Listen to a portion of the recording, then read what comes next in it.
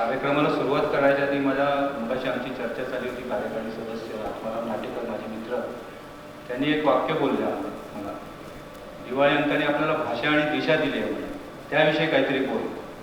मी म्हटलं अरे मी खूप लहान आहे म्हटलं या सगळ्या दिवाळी अंकाविषयी काही बोलण्यासाठी. पण आमचा जो 83 वर्ष पूर्ण करणारा मुंबई मराठी पत्रकार संघ आहे, या स्पर्धेचं आमचं 23वे वर्ष आहे आणि या स्पर्धेचं मी समन्वयक होतो. दिवाळी अंक आणि ही स्पर्धा याच्यातला एक दुवा होतो, म्हणून मला थोडंसं बोलावंसं वाटतं. दिवाळी अंक आणि मराठी माणूस याच्यातलं अचूक नातं आपल्याला आता काही वेगळं सांगायची गरज नाही आहे. जिथे दिवाळीचा खमंग फराळ असतो, जिथे दिवाळीच्या अंकांची पानं फडफडतात, ते मराठी माणसाचं घर असं आपण सगळे ओळखून जातो. या दिवाळी अंकाने आपल्या सर्वांनाच एक अद्भुत आणि एक विलक्षण आनंद नेहमी दिलेला आहे. अनेक साहित्य प्रकार, अनेक साहित्य प्रवाह या दिवाळी अंकांच्या पानांमधून आपल्यापर्यंत पोहोचत असतात. प्रत्येक वाचकाची आवड निवड हा दिवाळी अंक पूर्ण करत असतात. यामुळे आज मी इथे जरी प्रास्ताविकासाठी आमच्या मित्र राजेंद्र मंदिरी सांगितलं प्रास्ताविका, तरी मला प्रत्यक्षात आपल्या सगळ्यांचं, मराठी माणसांचं, वाचकांचं दिवाळी अंकांशी जो ऋणानुबंध आहे, अजून स्नेहबंध आहे, आनंद दिलेला आहे, तोच व्यक्त करण्यासाठी मी खरं उभा आहे असं मला वाटतं.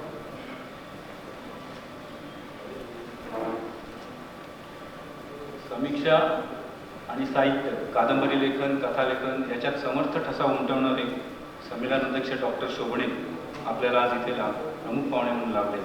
त्याचबरोबर स्त्रीवादी आणि सामाजिक प्रखर जाणीवातून कवितेचा सशक्त हुंकार उमटवणाऱ्या कवयित्री गिरिजा आपल्यासोबत आहे.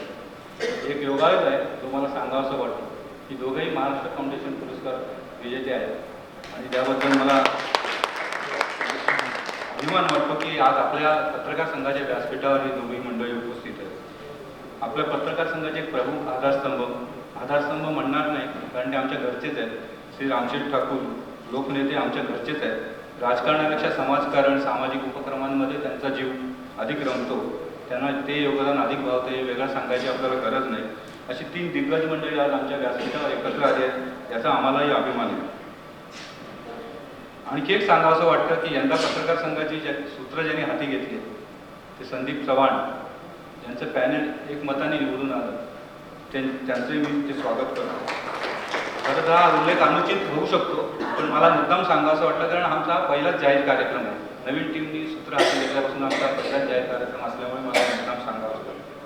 दिवाळी अंकांविषयी मी बोलताना नेहमी मला आठवतं की आता वर्ष उलटून गेली, पण मला अजूनही आठवतं मी डोंबिवलीतला आहे. डोंबिवलीमध्ये मी रेल्वेचा फलाट क्रमांक 3 वरचा रेल्वे स्टॉप, सुयोग वाचनालय आणि मॉडर्न वाचनालय या 3 ठिकाणी सकाळपासून साहेब फिल्डिंग लावायचो. दिवाळी अंकांचं वाचनालय जास्त व्हायचं की जेणेकरून नवा कोरा अंक माझ्या हातात पहिल्यांदा पडावा, माझा आवडता अंक माझा वाचायला मिळावा. त्यावेळेचे दिवस वेगळे होते, वेळ खूप होता. आता वर्ष उठून गेले, जबाबदाऱ्या वाढल्यात, पण तरी दिवाळी अंक म्हटलं की तीच असोची तीच नवाळी मला नेहमी जाणवत राहते.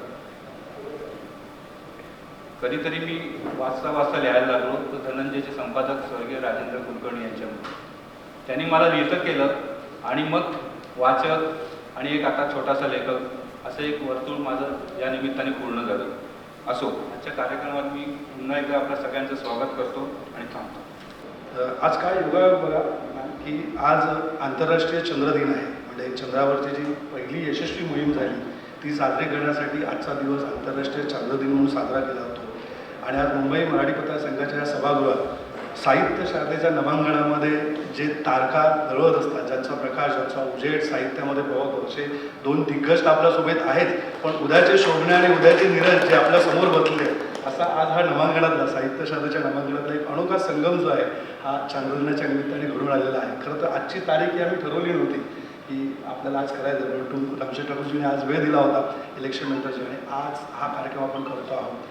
त्यामुळे सर्वप्रथम या स्पर्धेमध्ये म्हणजे राज्यस्तरीय स्पर्धेमध्ये जे यशस्वी झालेले आहेत त्या सगळ्यांचं मी मुंबई मराठी पत्रकार संघाचा अध्यक्ष आणि मनपूर्वक अभिनंदन करतो. आणि ज्यांना पारितोषिक मिळाले नाही तरी जे सभागृहात आहेत त्यांचं खास विशेष आभार, कारण आपल्या सगळ्यांच्या सहकार्यामुळेच ही स्पर्धा जी आहे ही आजवर आम्ही इथवर आणू शकलेलो आहोत. निर्जा मॅडमजी आणि शोभनेजी, सगळ्यात महत्त्वाचं या स्पर्धेचं वैशिष्ट्य काय असेल तर ही महाराष्ट्राच्या कानाकोपऱ्यात पोचलेली स्पर्धा आहे.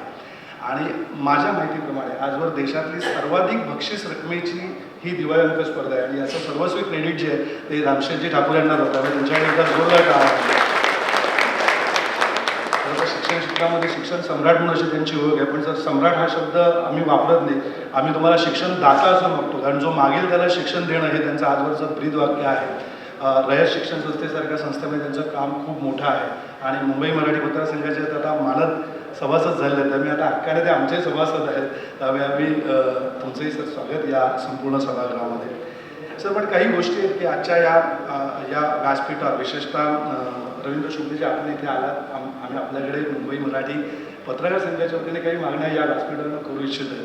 आमचा एक सदस्य आहेत राजन चव्हाण म्हणून, त्यांनी आज सकाळी ही व्यथा मांडली होती की महाराष्ट्राच्या कानाकोपऱ्यामध्ये असंख्य दिवाळी अंक निघतात.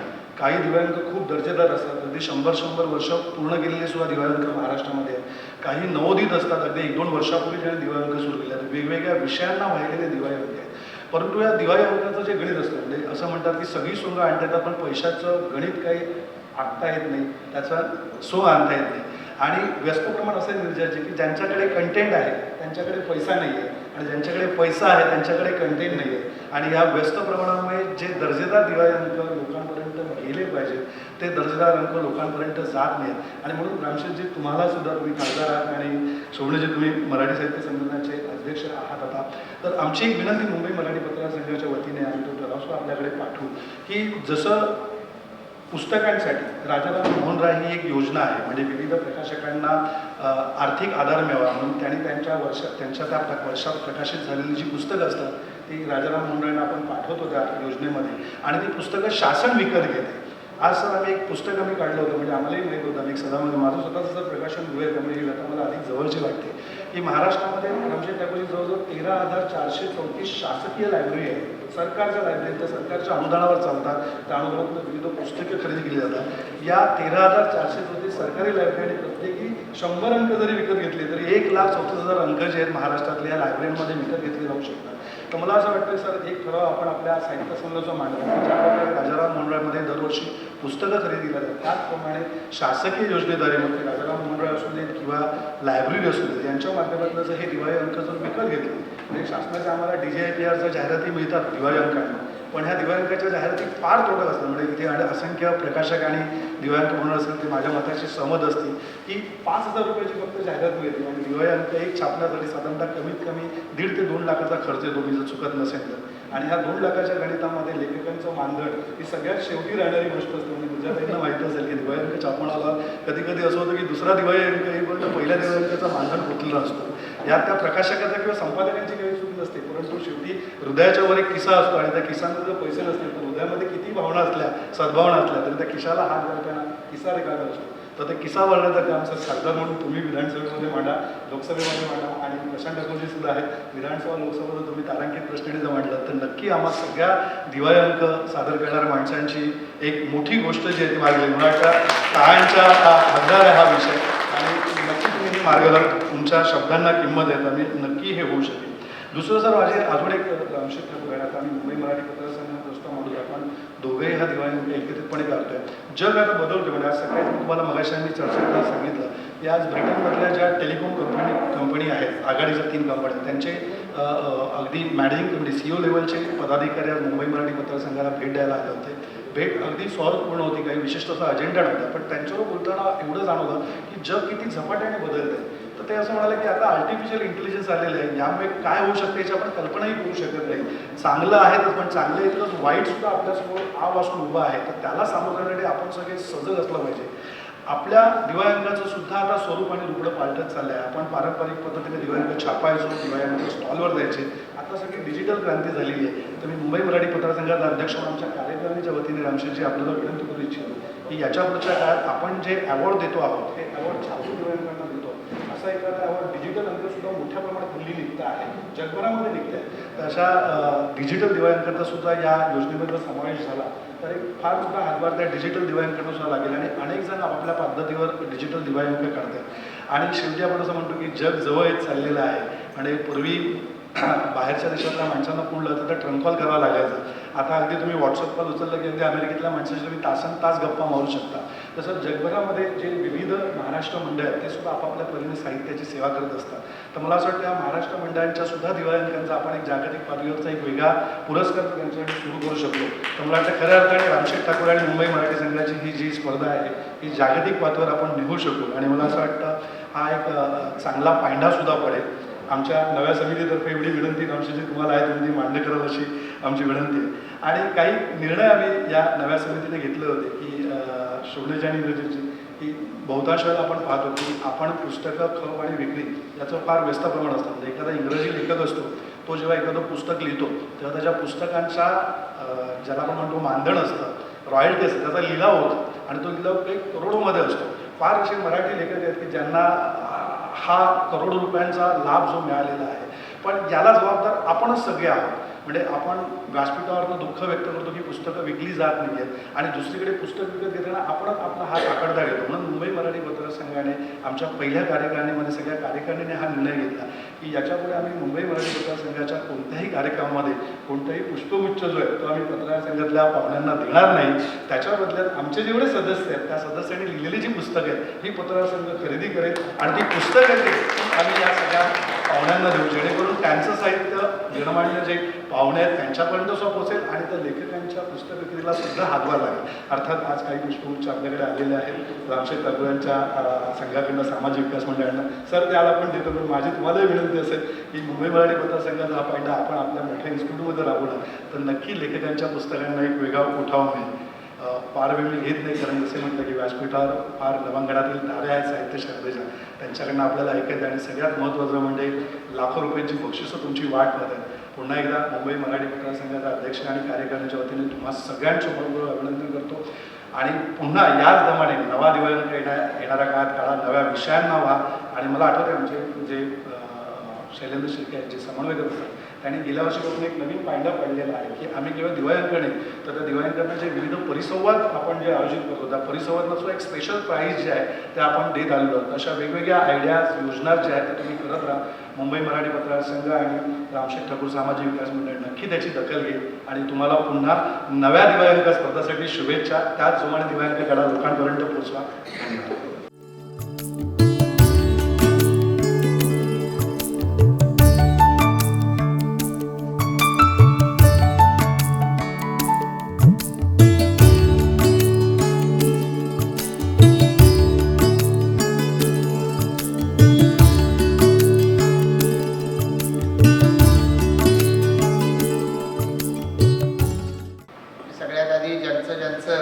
ज्यांना आज या ठिकाणी या 23व्या स्पर्धेच्या अर्थी पारितोषिक मिळत आहेत त्या सर्वांचंच मनापासून अभिनंदन करतो आणि त्या सर्वांनाच खरं तर मनापासून धन्यवाद देतो की त्यांनी या स्पर्धेमध्ये सहभाग घेतला. माननीय रामशेठ ठाकूर साहेब या व्यासपीठावरती उपस्थित आहे.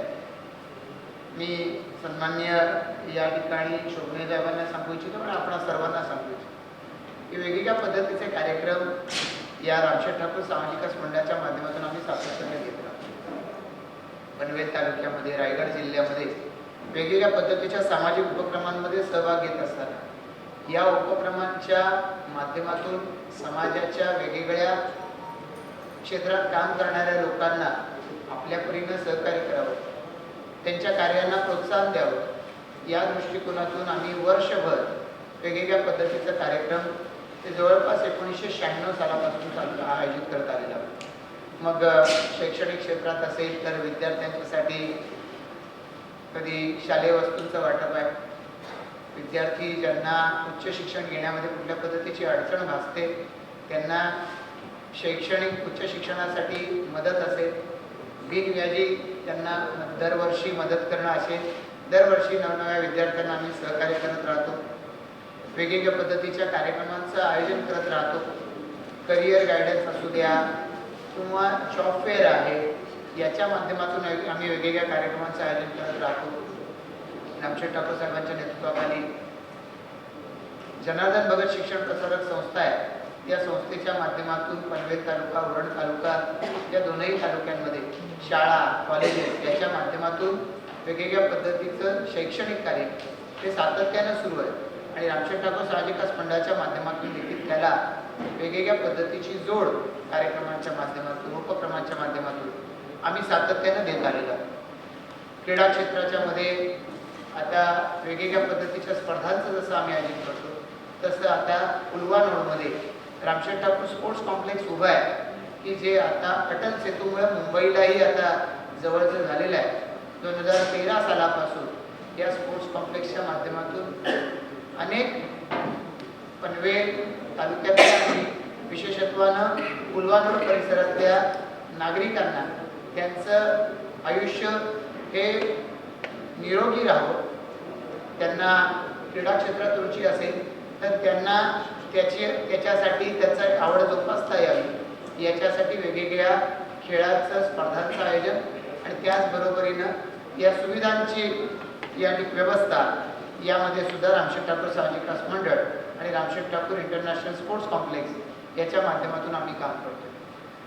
दिवाळी अंक स्पर्धा जशा पद्धतीनं महाराष्ट्रामधलं सगळ्यात जास्त पारितोषिकाचं असं आयोजन जसं करतो त्याच पद्धतीनं दरवर्षी डिसेंबर महिन्यामध्ये राज्य एकांकिका स्पर्धेचं आयोजन हे रामशेठ ठाकूर सामाजिक विकास मंडळ आणि त्याचबरोबर अखिल भारतीय मराठी नाट्य परिषद पनवेल शाखा यांच्या वतीनं आम्ही दरवर्षी आयोजित करतोय. त्यालाही जवळपास आता 10 वर्ष होऊन गेलेली आहे. या पद्धतीच्या वेगवेगळ्या कार्यक्रमांच्या माध्यमातून हे सगळं आयोजन करत असताना माननीय रामशेठ ठाकूर साहेब व्यासपीठावरती आहे.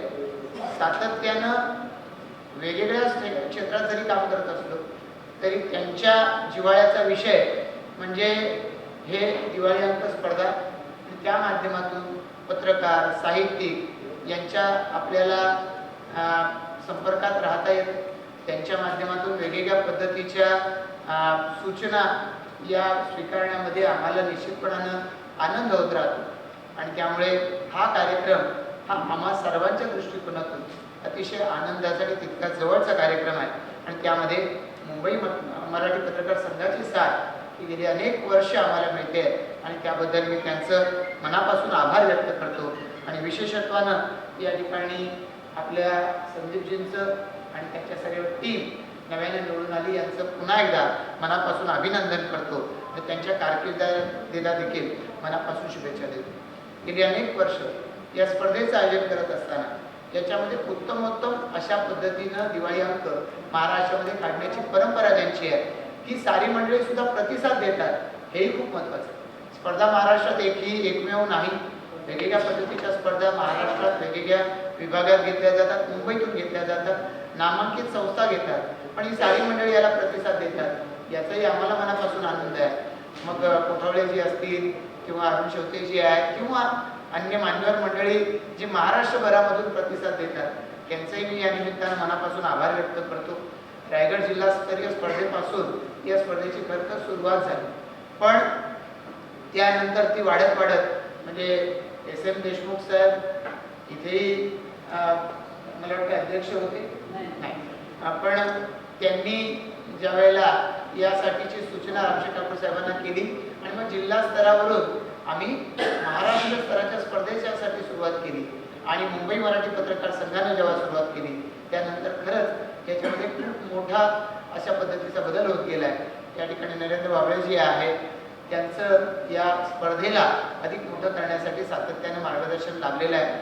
आपल्या सर्वांच्या सहकार्यामुळं ही स्पर्धा सातत्याने मोठी होते आणि त्यामुळे या स्पर्धेच्या आयोजनाच्या माध्यमातून अनेक जण आमच्याशी जोडले गेले, अनेक जणांशी आम्ही जोडले गेले. त्याबद्दल पुन्हा एकदा मुंबई मराठी पत्रकार संघाचं मनापासून आभार व्यक्त करतो आणि ज्यांनी या स्पर्धेला प्रतिसाद दिला त्या सर्वांचं परीक्षक मंडळी जे सातत्यानं या दृष्टिकोनातून आम्हाला सहकार्य करतात, शैलेंद्र शिर्केजी आहेत, दीपक म्हात्रेजी आहेत, या सर्वांच्या माध्यमातून आम्हाला सातत्यानं मदत होत गेलेली आहे. नीलाताई या ठिकाणी उपस्थित आहेत, त्यांनी सुद्धा गेली अनेक वर्ष ही स्पर्धा मोठी होण्यासाठी आम्हाला सातत्यानं सहकार्य केलं आहे. या सर्वांचंच मनापासून आभार व्यक्त करतो. कार्यक्रम सुरू व्हायला थोडासा उशीर झाला, आपलं याबद्दल या ठिकाणी दिलगिरी व्यक्त करतो, पण आपण सर्वांना मनापासून धन्यवाद देऊन थांबतो. जय हिंद, जय महाराष्ट्र.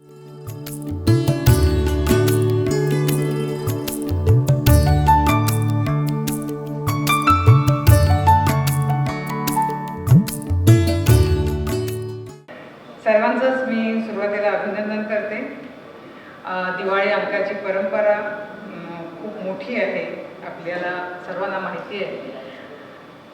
आमची पिढी त्या अंकांवरच घडलेली आहे. मला आठवत आहे की दिवाळीच्या सुट्टीमध्ये असा एक अंकांच्या पसाऱ्यात बसून अंक निवडणं आणि पूर्ण सुट्टी केवळ अंक वाचणं आणि त्यातल्या कथा वाचणं यात आम्ही घालवलेली आहे.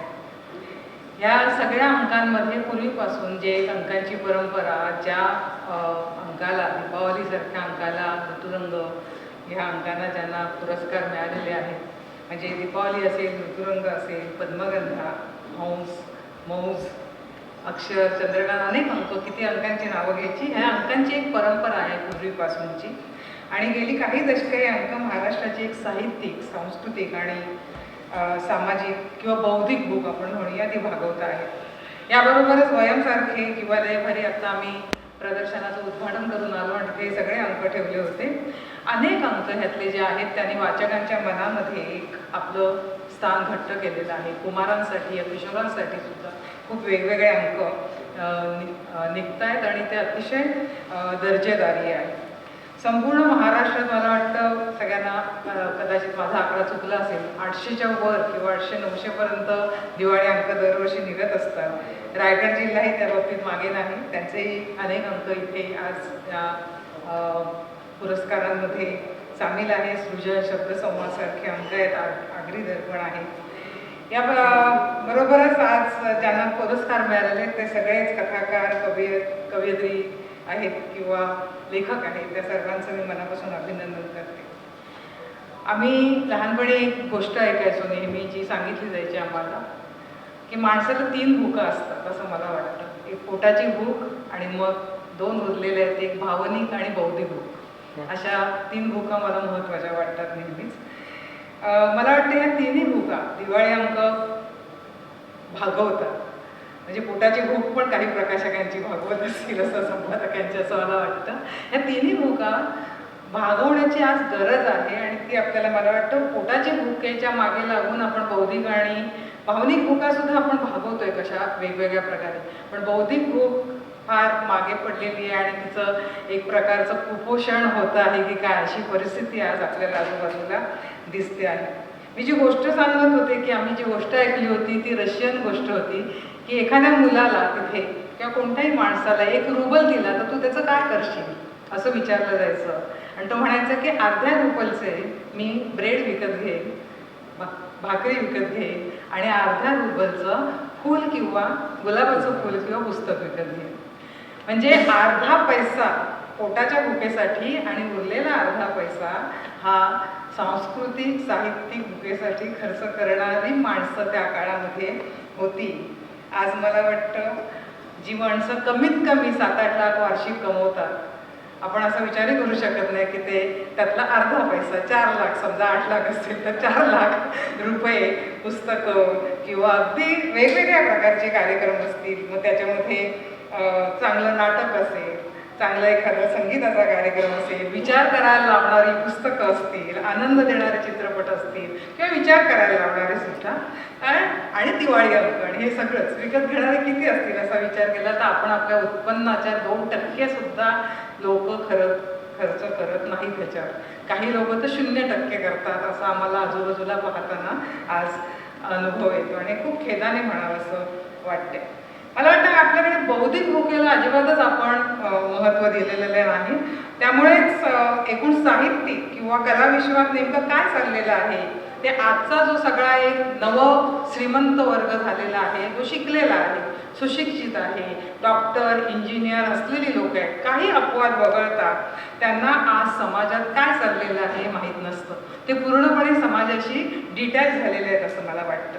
बाहेरच्या देशात मात्र आपण पाहिलेलं आपल्याला दिसतं की सगळ्या ह्या देशांमध्ये संगीत, शिल्पकला, चित्रकला, नाटक, विविध कला ह्या सगळ्या गोष्टींना एक संस्कृतीचा भाग मानलं गेलेला आहे आणि ही संस्कृती रुजवणाऱ्या शिक्षकाला आणि साहित्य निर्माण करणाऱ्या लेखकाला बाहेरच्या देशामध्ये फार मान आहे, सन्मानाने वागवलं जातं. कारण ही संस्कृती तुमच्या भौतिक समृद्धीपेक्षा, जी आपण संस्कृती म्हणतो, ती संपन्न कशी होते तर भौतिकदृष्ट्या तुम्ही काय कमवता ह्याच्यावर ती संपन्न होत नाही.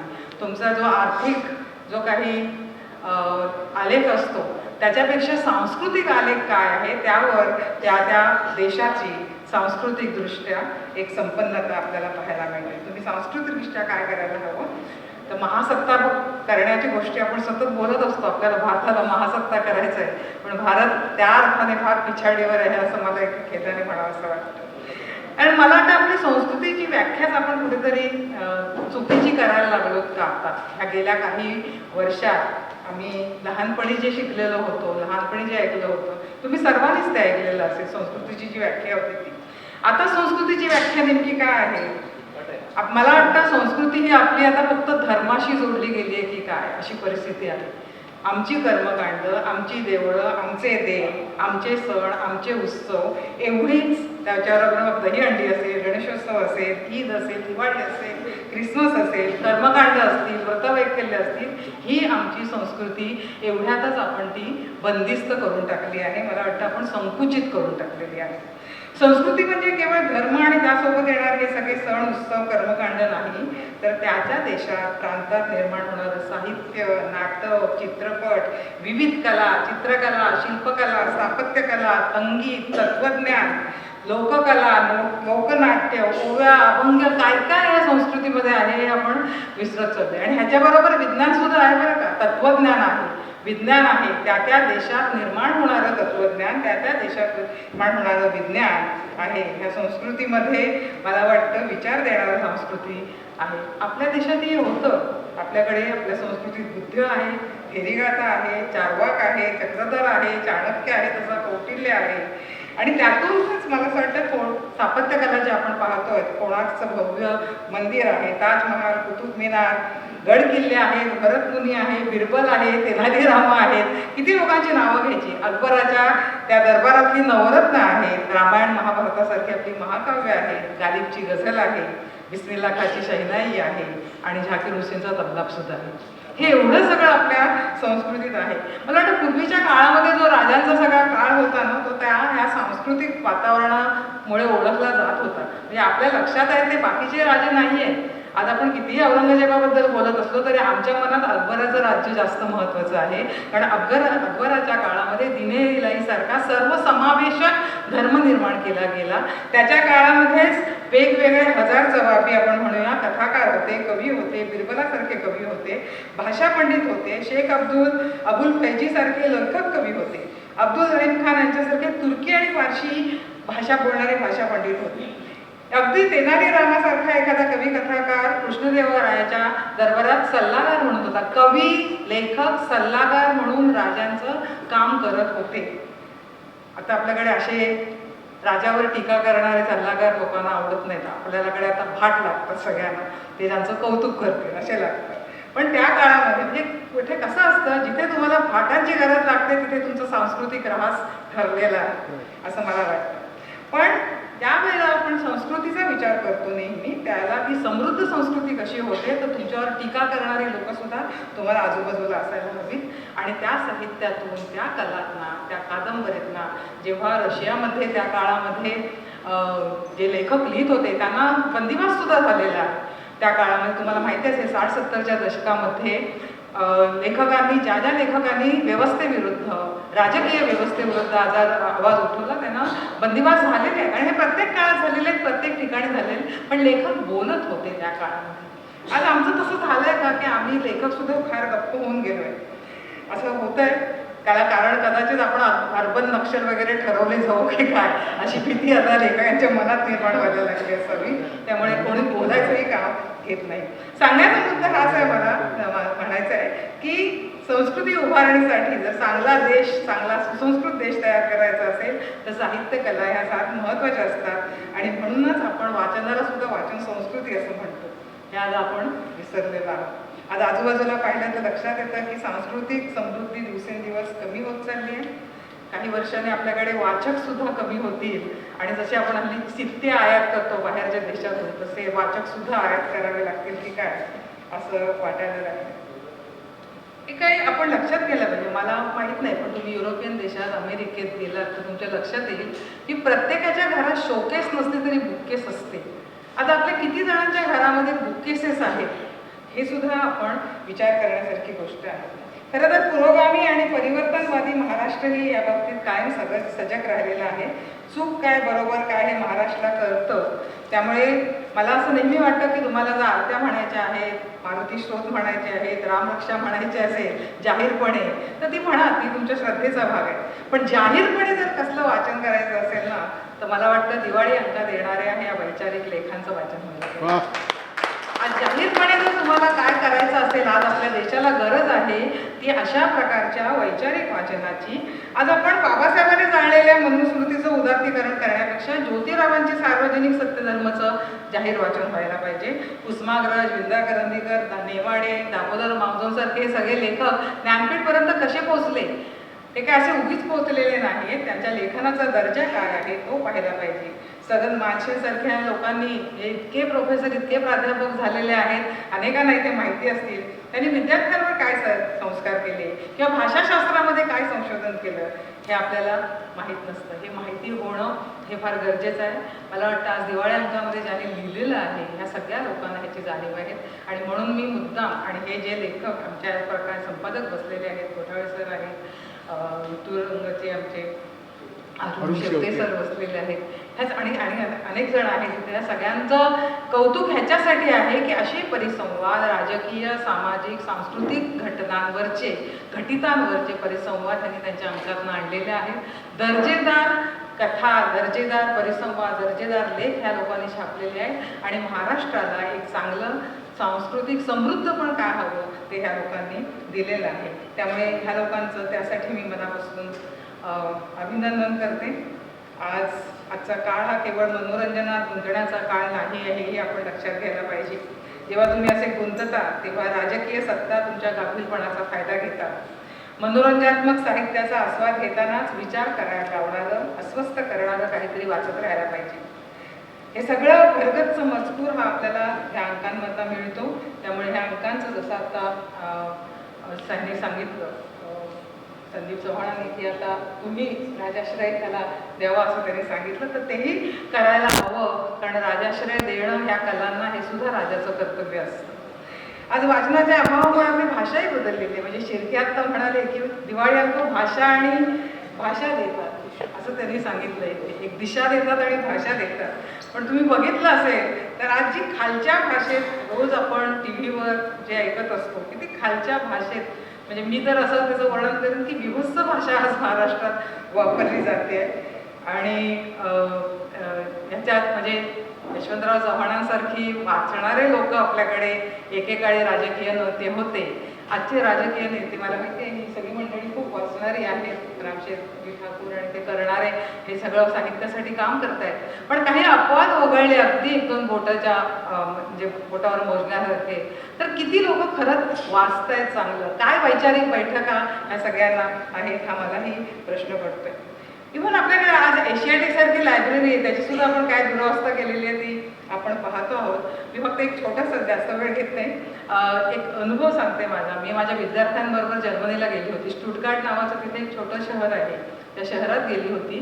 तिथे एक बिब्लोथेक नावाचं स्टेशन आहे आणि बिब्लोथेक नावाची लायब्ररी आहे. प्रचंड मोठी लायब्ररी, म्हणजे आपल्या मंत्रालयापेक्षा मोठी बिल्डिंग असलेली, 8-10 मजली आणि संपूर्ण मध्ये सगळं ओपन आणि चारही बाजूने फक्त पुस्तकाच्या रॅक्स आणि सगळ्या जगभरातल्या भाषेतली पुस्तकं तिथे होती. वेगवेगळी अगदी इटालियन पासून जर्मन पासून सगळी पुस्तकं तिथे होती. हे अशा मोठमोठ्या लायब्रऱ्या हे त्या लोकांच्या त्यांची काय म्हणू आपण त्यांचं संचित आहे त्या दृष्टीने. त्यामुळे ह्या सगळ्या गोष्टी आपण आपल्याकडे कधी आणणार आहोत, हे सगळं कधी करणार आहोत हे आपण लक्षात घ्यायला पाहिजे. संस्कृती म्हणजे केवळ मोठा आवाज करून बोलत आपली मतं लादणं नाही, तर माणसाला विचार व्यक्त करण्याचं, अभिव्यक्ती स्वातंत्र्य देण्याचं जे स्वातंत्र्य आहे, जे अभिव्यक्त होण्याचं स्वातंत्र्य आहे, ती स्वातंत्र्य ही संस्कृती देत असते.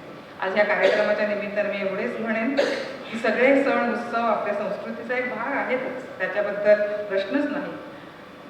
पण त्याचे इव्हेंट करण्यापेक्षा आणि दहीहंडीचे थर किती चढले हे पाहण्यापेक्षा माणसाच्या बुद्धीवर बुरशीचे थर किती पडत चालले ते पाहण्याची फार गरज आहे आज.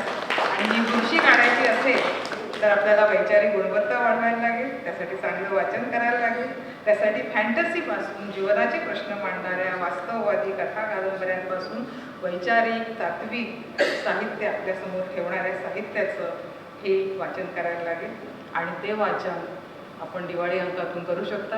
ही लोक त्याच्यासाठी झट्ट आहेत सगळीजण एवढी वर्ष, त्यांचं कौतुक आपण करूया आणि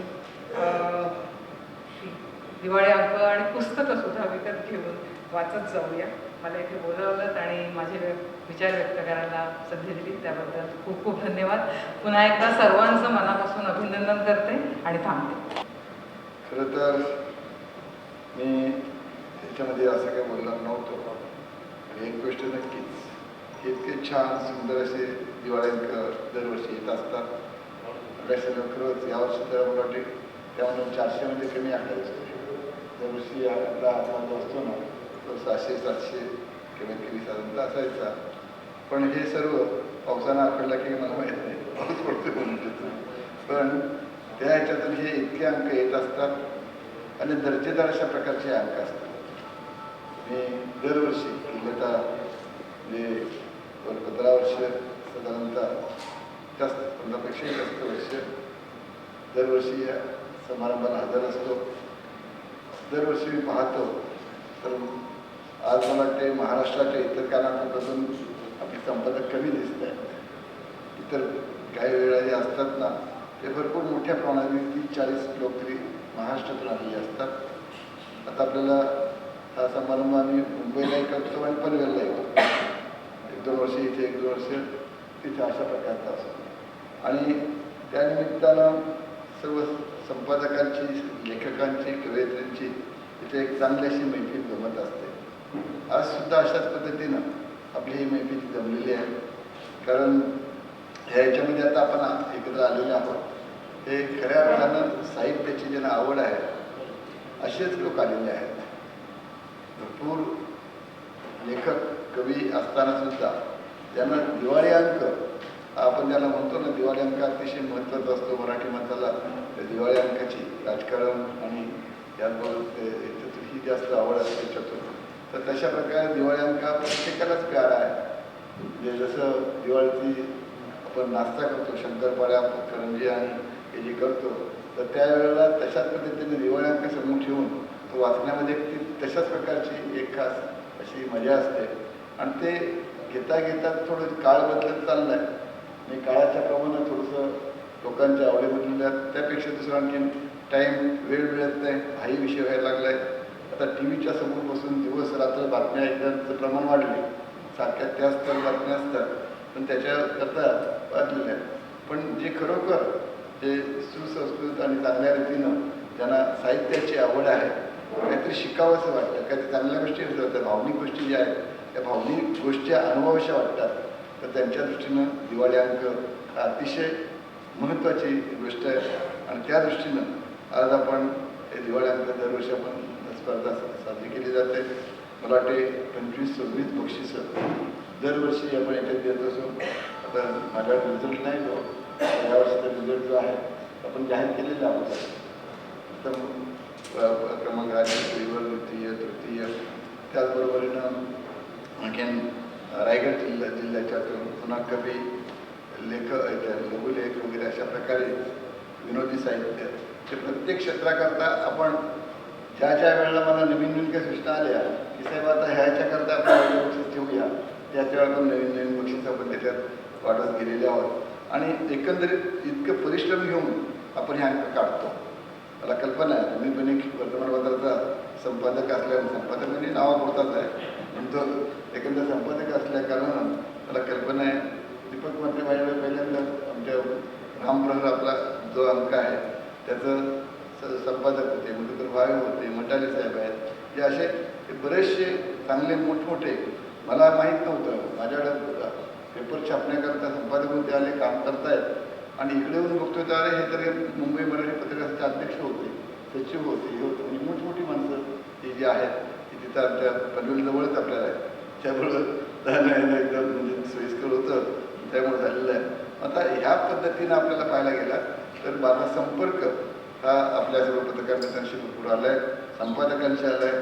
तसं मी आहे मराठीचा विद्यार्थी BA ला मराठी MA ला मराठी हे केल्यावर परत मी दगड आणि मातीची धंद्यातील कॉन्ट्रॅक्टर दगड माती त्यात इतका रमलो की मग 25-26 वर्ष तेच केलं. नंतर राजकारणात गेलो, 2दा खासदार झालं. म्हटलं त्याचाही कंटाळा, म्हटलं हात जोडले, म्हटलं बरं झालं राजकारणात आपल्याला. पुन्हा शाळा कॉलेज सुरू केलं. शाळा कॉलेज बऱ्यापैकी चांगल्या चालतात. मराठी माध्यम, इंग्रजी माध्यम, ऑटोनॉमस कॉलेज वगैरे, लॉ कॉलेज सगळं काही होतं आपल्याला. तर त्या ह्याच्यात राहून जितका वेळ मिळेल तितका जास्तीत जास्त वेळ मराठी साहित्याला मी द्यायचा प्रयत्न करत असतो. आणि त्याच्यातून साधारणतः मला आनंद मिळतो. अगदी कालच्याच दिवशी 20 तारखेला, कालची 20 तारीख ना, हां, आज 19 तारीख, मधुमंगेश कर्णिक माझ्या घरी आले होते. त्यांचा मी सत्कार केला. त्याच्यावर केशवसुतांचं जे स्मारक काढताय त्याच्यावरती मी निधी दिली 5 लाख. त्यांच्या गावची शाळा होती, तिला मी 5 लाख. मला आपलं हे आवडतं, आपलं बाकी काही नाही. थोडं मदत करून हातभार लावशी त्याला पुढं रेटण्याचं काम जे असतं ते करतो. माझा वाढदिवस यावर्षी 2 जूनला दरवर्षी होतो. यावर्षी 2 जूनला माझा वाढदिवस साजरा झाला. मोठमोठे कार्यक्रम होत असतात, पण त्याच्यामध्ये मी यावर्षी मात्र एक वेगळा कार्यक्रम ठेवला होता. सर्व जे म्हणजे रायगड जिल्हा मराठी साहित्य संस्कृती जी आहे त्यांच्यामार्फत माझा एक कार्यक्रम ठेवला होता. आणि भरपूर जवळजवळ 400-500 पेक्षा जास्त लोक येऊन त्यांच्याबरोबर मला तो दिवस जो वाढदिवस साजरा केला त्याचा मला एक आनंद वेगळ्या प्रकारचा असं मिळाला. एरवीच्या वेळा असे 1000 लोक होतात होतो, त्याहीपेक्षा तो मला वाढदिवस महत्त्वाचा वाटला. आणि म्हणूनच मला मराठी साहित्य पत्रकार संघानं हे ज्या ह्याच्यामध्ये आता मला एक त्याच्यामध्ये मानस सदस्य म्हणून मला इथे बोलवून घेण्यात आलं. मला फार मोठा अभिमान वाटला. जसं खासदार झाल्यावर लागलं तर तसं मला वाटलं की चला मुंबईच्या मराठी पत्रकार संघामध्ये आपण गेलो आहे. मुंबई हे नाव फार मोठं आहे. ते आपल्याला तुम्ही इथे कायमचं काम करताय. मगाशी आम्ही बसलो होतो, काही पत्रकार मित्रांनी मला काही जुनी आठवणी सांगितल्या की कशी लहानशी मेअर होती, कसं होतं, कसा प्लॉट घेतला. तर ते ऐकायलाही बरं वाटतं. म्हणजे काय माहिती आहे, हा इतिहास परंपरा जी आपली कुठून सुरू झाली, काय झाली, त्यावेळेला तुम्ही किती परिश्रम घेतले असेल याचा आपल्याला मग काय करावं लागतं, जे चांगल्या रीतीने आपल्याला जसं अंदाज येत आहे. आणि तुमच्या त्या प्रयत्नातून आज हे कुठं वैभव इथं तयार झालेलं आहे. ती बिल्डिंग किती मोठी काय राहिली बाजूला, पण ती ज्या जागेवर आहे ती जागा फार महत्त्वाची आहे. पत्रकार मित्रांनो, तुम्ही अगोदरच्या हे जे करून घेतलं आहे ना, हे एक ठेवा आहे ना. तशा पद्धतीनं जसं आग्र्याचं ताजमहालाचं किंवा बाकी देशातली महत्त्वाची मोठी ठिकाणे असतील, तसे हे मुंबईमधलं ह्या ठिकाणावरचा आपला पत्रकार संघ हा अतिशय महत्त्वाचा मला वाटतो. आणि त्याच्यात तुम्ही अहोरात्र काम करता. म्हणजे एक गोष्ट अशी आहे की हे साधं नाही काम. एका दिवसाचं किंवा याच्यातलं तुमचं पत्रकार अंक काढला, वाचला, परीक्षण केलं इतक्यापुरतं नाही आहे. सारखं वर्षभर काम चाललेलं असतं आणि त्याच्यातून हे तुमचं हे निघत असतं. तर या सगळ्या ह्याच्यामधून माझ्या दृष्टीने तुमचं सर्वांचं काम जे आहे ते अनन्य साधारण असं मोठं आहे. त्याच्यामध्ये ज्यांनी याच्यामध्ये अंकामध्ये 1ला नंबर, 2रा नंबर, 3रा नंबर, 7 नंबर 26 बक्षीस आपण देतो आहे तर ती मिळवली. त्या सर्वांचं मी मनापासून अभिनंदन करतो. तुम्ही 1ला नंबर काढला, ज्यांना 1ला, 2रा, 3रा नाही आला, पण ज्यांनी चांगले प्रयत्न केले त्यांचंही सर्वांचं अभिनंदन करतो. आमचे नवीन तरुण तडफदार असे दीप चव्हाण साहेब आता अध्यक्ष झाले. मागच्या साहेबांनी आम्हाला फार चांगलं सहकार्य केलं. म्हणजे तसं बघायला लागलं त्यांनी याच्यातून अगदी चांगला घरगुती संबंध ज्याला आपण म्हणतो ना अशा प्रकारचे घडलेले आहेत. तर त्याच्यामुळं हे तरुण तडफदार जरा आहेत. मी त्याने सांगितलं बघाशी ते बोर्ड वाचला 4-5 असे आपले जे अध्यक्ष झाले ते दरवेळा 3 वर्ष झाले. म्हणलं तुम्ही पण 3 वर्षात ते अध्यक्ष होणार व्हायला पाहिजे असं याच्यातून. म्हणलं आम्ही आता शेवटी 2च वर्ष राहणार. ठीक आहे, म्हणजे तुमच्या मर्जीप्रमाणे असणार. पण अशा पद्धतीनं की आपण एकमेकाला मान सन्मान देऊ. पत्रकारांच्यात सगळे पत्रकार एकत्र येतील किंवा जास्त मध्ये एकत्र येतील असं होत नाही. त्यात भरपूर मतभेद साधारणतः असतात आणि चर्चा होतात. पण त्यामध्ये आपल्याला एक ही संस्था टिकवायची आहे. आपलं मराठी आपलं वास्तव्य आहे, जे मराठीची आपलं भावना आहे ही वाढवायची आहे. हे प्रत्येकाच्या मनात आहे. हे अतिशय महत्त्वाचं आहे. त्या दृष्टीत झाले त्यांनी 2-3 सूचना केल्या. आता काही सूचना सगळ्या त्यांना वाटतं की खासदार आहेत नाही होतो आणि त्याला बरेच 2004 पर्यंत होतो तर सगळं शक्य होईल. मी एखादं पत्र दिलं की सरकार आक्षेप करेल किंवा आमचं प्रत्येक त्याचे घ्या म्हणून आपण प्रयत्न करू. म्हणजे मी इतकं सांगतो तुम्हाला की ते बरोबर 100 आम्ही प्रत्येक याची घ्यावे असं त्यांची सूचना आहे. तर आपण ते नक्की प्रयत्न करू. दुसरं मात्र मी नक्की माझ्या आवाक्यातला आहे की तुम्ही म्हटलं डिजिटल अंक दुसरं स्पर्धा हो हो अर्थ नाही ते तुम्ही कराल ते मी फक्त टेकू द्यायला तुम्हाला जितकी बक्षीस आपण या दिवाळ्यांकाने देतो जितकी जे राज्यस्तरावरची रायगड स्तरावरची काही तिथून तितकी सगळी बक्षिसं आपण त्या डिजिटलला बी द्यायला तयार आहोत. फक्त त्याचं परीक्षक जे आहेत ना त्यानं ते करणं ते निवडणं कमी काय ते सगळं काम तुमच्या वाटत नाही माझ्या वाटत नाही ते सगळं तुम्ही करा मला खाते आहे. आणि तशाच रीतीनं आपण पुढल्या वर्षापासून जे आता हे वर्ष झालं आपलं पण येणाऱ्या दिवाळ्यांपासून तुम्ही ते तयारी करावी. आपले बरेचसे आता दीपक म्हात्रे मंडळ आपले जे आहेत आमचे माझे अध्यक्ष आपले आहेत ते सर्व इतके छान प्रयत्न करतात. आपण सर्वांच्या प्रयत्नानं तोही प्रयत्न आपण यशस्वी करू अशी मला खात्री वाटते. आणि ज्याने हे बक्षीस मिळाले त्यांचं सर्वांचं अभिनंदन करून ज्यांनी भाग घेतला या स्पर्धेत त्यांचं सर्वांना शुभेच्छा देऊन मी थांबतो. जय हिंद जय महाराष्ट्र.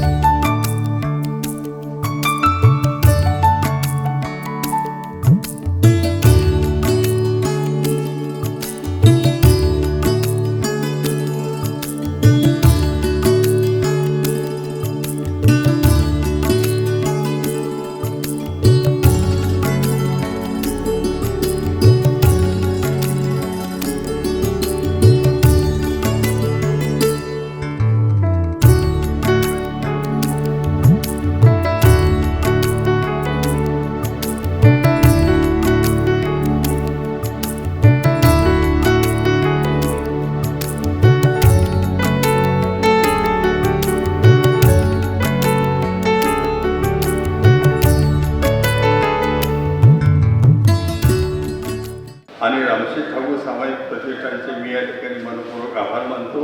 आणि या ठिकाणी एक गोष्ट मी सांगू इच्छितो की अतिशय आपण ज्यांच्याकडून पुरस्कार घेतो त्या माणसांचं वैशिष्ट्य जर आपण अनुभवलं असेल तर ते सांगणं अतिशय जरुरी असतं. माझे स्नेही आमदार प्रशांत ठाकूर यांनी रामशेठ ठाकूरांची ज्यावेळेस 61 होती त्यावेळेस पनवेल तालुक्यातल्या 1000 शाळांना पुस्तकं देऊन आपल्या वडिलांचा वाढदिवस त्यांनी साजरा केला. आणि दुसरी गोष्ट रामशेठ ठाकूरांना आठवत नसेल पण मी त्यांना एकदा जाहिरातीसाठी फोन केला. त्यांनी फोनवर मला जाहिरात दिली. त्यामुळे लेखकांनी किती कृतज्ञ असलं पाहिजे यासाठी मी या 2 आठवणी सांगितल्या. Thank you very much. पण एक निश्चित आहे दिवाळी अंकाची एक महाराष्ट्रातली एक मोठी सांस्कृतिक परंपरा आहे ज्याला मला वाटतं 120 वर्ष झाली आहेत. आणि त्यात दीपावली जो आमचा अंक आहे त्याने 79 वर्ष पूर्ण केलेली आहेत. आणि ही दीपावली अंकाची परंपरा जी आहे ती दीनानाथ दलालांपासून चालत आलेली आहे. नंतर माझ्या वडिलांनी त्याचं संवर्धन केलं आणि गेली 40 वर्ष मी बघतोय. दिवाळी अंकाचा एक मोठं मला वाटतं वैशिष्ट्य असं किंवा त्याचं जे योगदान जे असं आहे असं मला वाटतं की त्या निमित्ताने खूप लेखन होतं. मी पूर्वी मासिकं होती त्या मासिकातर्फे मासिकामार्फत किंवा मासिकातून लेखन होत होतं. मासिकं बंद पडल्यामुळे आता एकच माध्यम लेखकांना तसं राहिलेलं आहे चांगल्या लेखकांना किंवा नवोदित लेखकांना सुद्धा की दिवाळी अंक. मी नेहमी म्हणतो आणि या कविता म्हणजे दिवाळी अंकची सुरुवात आम्हाला दिवाळी अंक आता जवळ म्हणजे दिवाळी जवळ आलेली हे सांगणारं कोण असेल तर तो कवी असतो. त्या कविता यायला सुरुवात होते. जूनपासून सुरुवात होते की आम्ही सावध होतो आता दिवाळी जवळ आलेली आहे. आणि या निमित्ताने मला वाटतं समजा याचा अभ्यास केला या दिवाळी अंकांचा अनेक वर्षाचा तर किती नवीन नवीन प्रवाह आले किती नवीन लेखकाने लिहिलं कशी लेखकांची पिढी बदलत गेली लेखकाचे आणि कथेचे विषय कसे बदलत गेले. आता तर मला असं जाणवतं की कथेचे विषय आता पूर्वीपेक्षा इतके बदललेले आहेत आणि हे सगळं दिवाळी अंकामुळे घडतं असं मला वाटतं. दिवाळी अंक सर्व साहित्य व्यवहार जो आहे तो पुढे नेण्यासाठी त्याचा खूप उपयोग होतो. आणि मुख्य म्हणजे वाचकांच्या याच्यात मला सांगता येईल असं की सर्वसाधारण पुस्तकं न वाचणारा वाचकसुद्धा दिवाळी अंक आवर्जून वाचतो. दिवाळी अंकाचा जो प्रसार होतो ना, म्हणजे प्रत्येक घरी कारण त्यात इतकं वैविध्य आहे. विनोदी प्रवास वर्णनांवरचे अंक, एखाद्या विषयाला वाहिलेले अंक, त्यामुळे प्रत्येकाच्या आवडीचे अंक त्याला 2-4 तरी मिळतात. म्हणजे एकदा आमच्या शिवाजी मंदिरच्या दालना समजा एखादा आला तर तो 2-4 अंक तरी निश्चितच घेतो. आणि ही दिवाळी अंकाची परंपरा अशीच मला वाटतं पुढे चालू राहील, अशी ती काय बंद पडणार नाही. आणि अधिकाधिक तो मागे मध्ये जो विषय झाला की जाहिराती मिळणे दिवाळी अंकांना, हे खूप महत्त्वाचं आहे. दिवाळी अंक जाहिरातीशिवाय टिकू शकणार नाही आणि जाहिराती मिळाल्या पाहिजेत आणि त्यासाठी मोठमोठ्या उद्योजकांनी पुढे आलं पाहिजे असं मला वाटतं. एवढंच बोलून मला असेल. डिजिटल अंकाला पारितोषिक देण्याची स्पर्धा जी जाहीर केली आहे खूप चांगलं झालं आहे. त्याचं कारण म्हणजे आज इथे अनेक संपादक आहेत, पण मी एकच गोष्ट शेअर करू इच्छितो. दिवाळी अंकाचा खप कमी झाला आहे याचं खरं कारण हे आहे की वाचन बिंदू जो आहे तो 55 ते 85ला शिफ्ट झालेला आहे मराठी वाचकांचा. आणि बरेचसे सुशिक्षित, जर आपण बसा, सुशिक्षित वाचक हे आपल्या मुलाकडे, जावयांकडे किंवा सुनेकडे अमेरिकेत किंवा ऑस्ट्रेलिया, युरोपात राहतात. त्यांना फिजिकल अंक मिळत नाही. ही गोष्ट जेव्हा मला 4 वर्षापूर्वी लक्षात आली तेव्हा ऑल द बेस्ट या आमच्या दिवाळी अंकाची आम्ही डिजिटल आवृत्ती सुरू केली. तुम्हाला सांगायला आश्चर्य वाटेल, आमच्याकडे वेबसाईटवर एक मीटर लावलेला असतो की अंक किती लोकांनी डाउनलोड केला. मराठी अंकांचा आजचा खप छापील आवृत्तीचा मी या ठिकाणी बोलू इच्छित नाही, पण डिजिटल अंक आमचा पहिल्या वर्षी 1,60,000 लोकांनी डाउनलोड केला. यावर्षी तो आमचा अंक 1,87,000 लोकांनी डाउनलोड केला आणि तो अंक आम्ही विनामूल्य ठेवला होता. तो केवळ विनामूल्य ठेवला म्हणून नव्हे, तर खरं कारण हे आहे की IT क्षेत्रात माझी 23 पुस्तकं आहेत, माझा अभ्यास त्याचा आहे. म्हणून सांगतो की मराठी माणूस परदेशात असलेला हा दिवाळी अंकाच्या वाचनासाठी भुकेलेला आहे.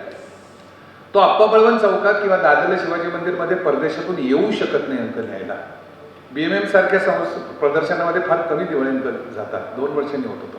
म्हणून इथे असलेल्या संपादकांनी आपल्या आवृत्ती आपण तयार करतोच ना, मग छापील आवृत्तीच 1 महिन्यानंतर जर डिजिटल रूपात प्रकाशित केली तर जगभरातल्या मराठी वाचकांची भूक भागवली जाईल. आणि प्रोत्साहन म्हणून रामशेठ ठाकूरांनी एक स्पर्धा सुद्धा आता स्पर्धेसाठी पारितोषिकाला मान्यता दिली आहे. तर याबद्दल मी सर्व डिजिटल संपादकांच्या वतीनं माननीय रामशेठ ठाकूरांचं मनापासून त्यांना मी धन्यवाद देतो. आणि माझे 2 शब्द आपण ऐकले त्याबद्दल धन्यवाद.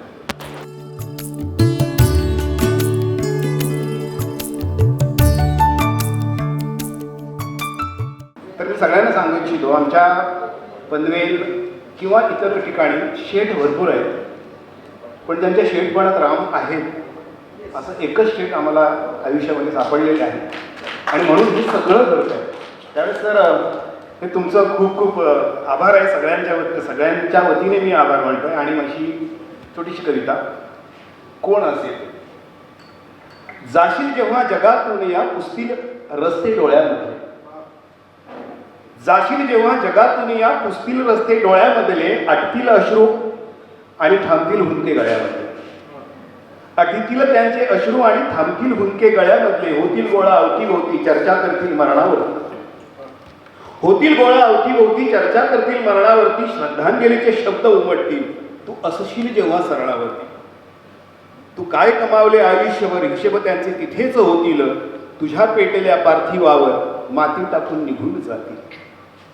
किती धावला जगण्यामागे नव्हते तुला कळले काही, किती धावला जगण्यामागे नव्हते तुला कळले काही, खोटी होती माया सारी कधीच तुला ते वळले नाही. परमार्थातील अर्थ करा तुझ्या जगण्यामध्ये होता का रे, परमार्थातील अर्थ करा तुझ्या जगण्यामध्ये होता का रे, परमार्थाला विसरून गेला का अर्थासाठी जगला तू रे. असशील केले भले कुणाचे करतील यात ते आयुष्यभर, नसलास जरी तू या जगात अरे होशील त्यांचा तू परमेश्वर. होते सोबतीचे स्वार्थाचे पुसतील अश्रू तू गेल्यावर, संपत्तीची करतील वाटणी हक्कासाठी तू मेल्यावर. आला नागडा जाशील उघडा नव्हते काही सोबत आणले, आला नागडा जाशील उघडा नव्हते काही सोबत आणले जे जे म्हणाला माझे माझे ते सगळे इथेच राहिले. ज्या जागेवर तुला जाळले तिथेच जळले अनेक होते. ज्या जागेवर तुला जाळले तिथेच जळले अनेक होते. जमीनदारही तिथेच जळले असून त्यांचे काहीच नव्हते. मीपणाचे उतुंग इमले तू कुणा बांधले आयुष्यभर. मीपणाचे उतुंग इमले तू कुणा बांधले आयुष्यभर. लुबाडलेल्या धनात नसतो रे हृदयात वसतो खरा तो ईश्वर. हृदयात वसतो खरा तो ईश्वर. धन्यवाद.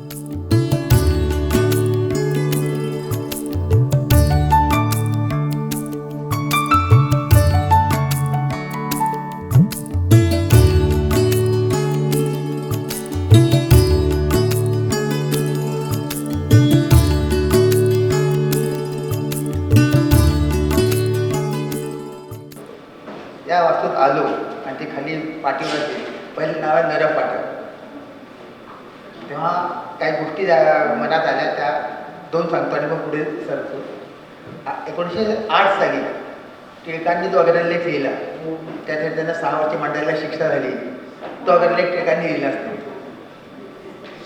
तो लिहिला होता खाडीकर. पण संपादकाची जबाबदारी असते म्हणून टिळक निमूटपणे 6 वर्ष मंडळाला गेले. खाडीकर नंतर अनेक वर्ष मनात त्यांना त्रास होता की माझ्यामुळे लोकांना 6 वर्ष जेल होतं. नंतर खाडीकर मुंबईला आले, नवा काळ सुरू केला. तिथं नरा फाटक सहसंपादक होते. एका अग्रलेखासाठी खाडीकरांना जेलमध्ये जावं लागलं. तो अग्रलेख फाटकांनी लिहिला. त्या दिवशी खाडीकर म्हणाले की आज मी शांत झोपलो की माझ्या मनात जे नैतिक वजन होतं की माझ्यामुळे टिळकांना 6 वर्ष जेल जावं लागलं ते आज उतरलं की एका माझ्या मी शब्द काढला नाही संपादकाची जबाबदारी असे हे नरम. आणखी त्या संदर्भात एक आठवण आली मला. संयुक्त महाराष्ट्र स्थापन झाला होता. शिवाजी महाराजांनी सरकारचं काम सुरू चर्चा सुरू होती. तर सरकारने आधी जरा फाटकांना विचारलं तुम्ही लिहावं. फाटकांनी ताबडतोब दत्त मामत पोद्दारांचं नाव सुचवलं की माझे ही सुद्धा आपली परंपरा आहे की आपल्या देशात जो श्रेष्ठ आहे जो मोठा आहे तुझं काम त्यागले करू शकतो. सरकारने विचारले सरकारचं मोठेपण आहे पण मला स्वतःला काही आहे की नाही की मला नाही मिळालं ते त्यांना जमलं. त्यांच्याकडे हात बोट टाकून फाटक बाजूला. अशा फाटकांचं हे अध्यक्षस्थान आणि या संस्थेला 83 वर्ष होत आहेत. इथं मला बोलायची संधी परीक्षकांना त्या वतीने बोलतोय मी. 250-300 अंक खालून वाचले जाळले. ही परंपरा म्हणजे त्याच्या आधी मला असं वाटतं की आपण कारमित्रांचं स्मरण करावं ज्यांच्यामुळं मराठी दिवाळीचा हा प्रकार सुरू झाला. 120 वर्ष आता कोठाळेंनी सांगितलं तर त्यांना स्फूर्ती कुठून मिळाली. तर आजही युरोपमध्ये क्रिसमस स्पेशल असतं. जसे आपले दिवाळी अंक तसे त्यांचे नाताळ अंक. ते नाताळ अंकातून कारमित्रांना वाटलं की ते जर करू शकतात तर आपण आपल्या दिवाळी अंक का करू शकत. आणि म्हणून तिथून मित्रांनी दिवाळी अंकाची परंपरा सुरू केली. हे फक्त मराठीत होतं का नाही. बंगालीमध्ये पूजा अंक आहेत. पंजाबी बैसाखी अंक आहेत. काही दक्षिणेमध्ये पोनम अंक आहेत. तर ही भारतीय संस्कृती आहे. मराठी संस्कृती अर्थात आपल्याला अभिमान आहेत पण ही फक्त मराठी संस्कृती आहे. ही भारतीय संस्कृती आहे की त्या सणाच्या निमित्ताने काहीतरी वाङ्मय आपल्या दारात आलं आणि ते म्हणजे दिवाळी अंक. आताच बोलतो कोणतरी कोठाळेने सांगितलं की दिवाळी अंकामध्ये फराळासारखं ताट असतं. ते कथा असतात, कादंबरी असतात, कविता असतात, व्यंगचित्र असतात, राशी भविष्यसुद्धा असतं, परिसंवाद असतात. तसं त्यामुळे एक दिवाळी अंक वाटणं म्हणजे कादंबरी वाटणं हा वेगळा प्रकार आहे. दिवाळी अंक वाटणं हा एक वेगळा प्रकार आहे. त्या दिवाळी अंकाची स्पर्धा गेली 23 वर्ष घेत असलेल्या मूळ मराठी पत्रकार संघाचं त्याच्यामुळे विशेष होते. आणि आता जी अनाऊन्समेंट केली ठाकूरजी की आम्ही आता डीजे नकाडला सुद्धा बक्षीस देऊ. तर हे कारण एक पाऊल आपण दरवर्षी पुढे टाकतो त्याच्यातलं एक पाऊल आहे असं म्हणूयात.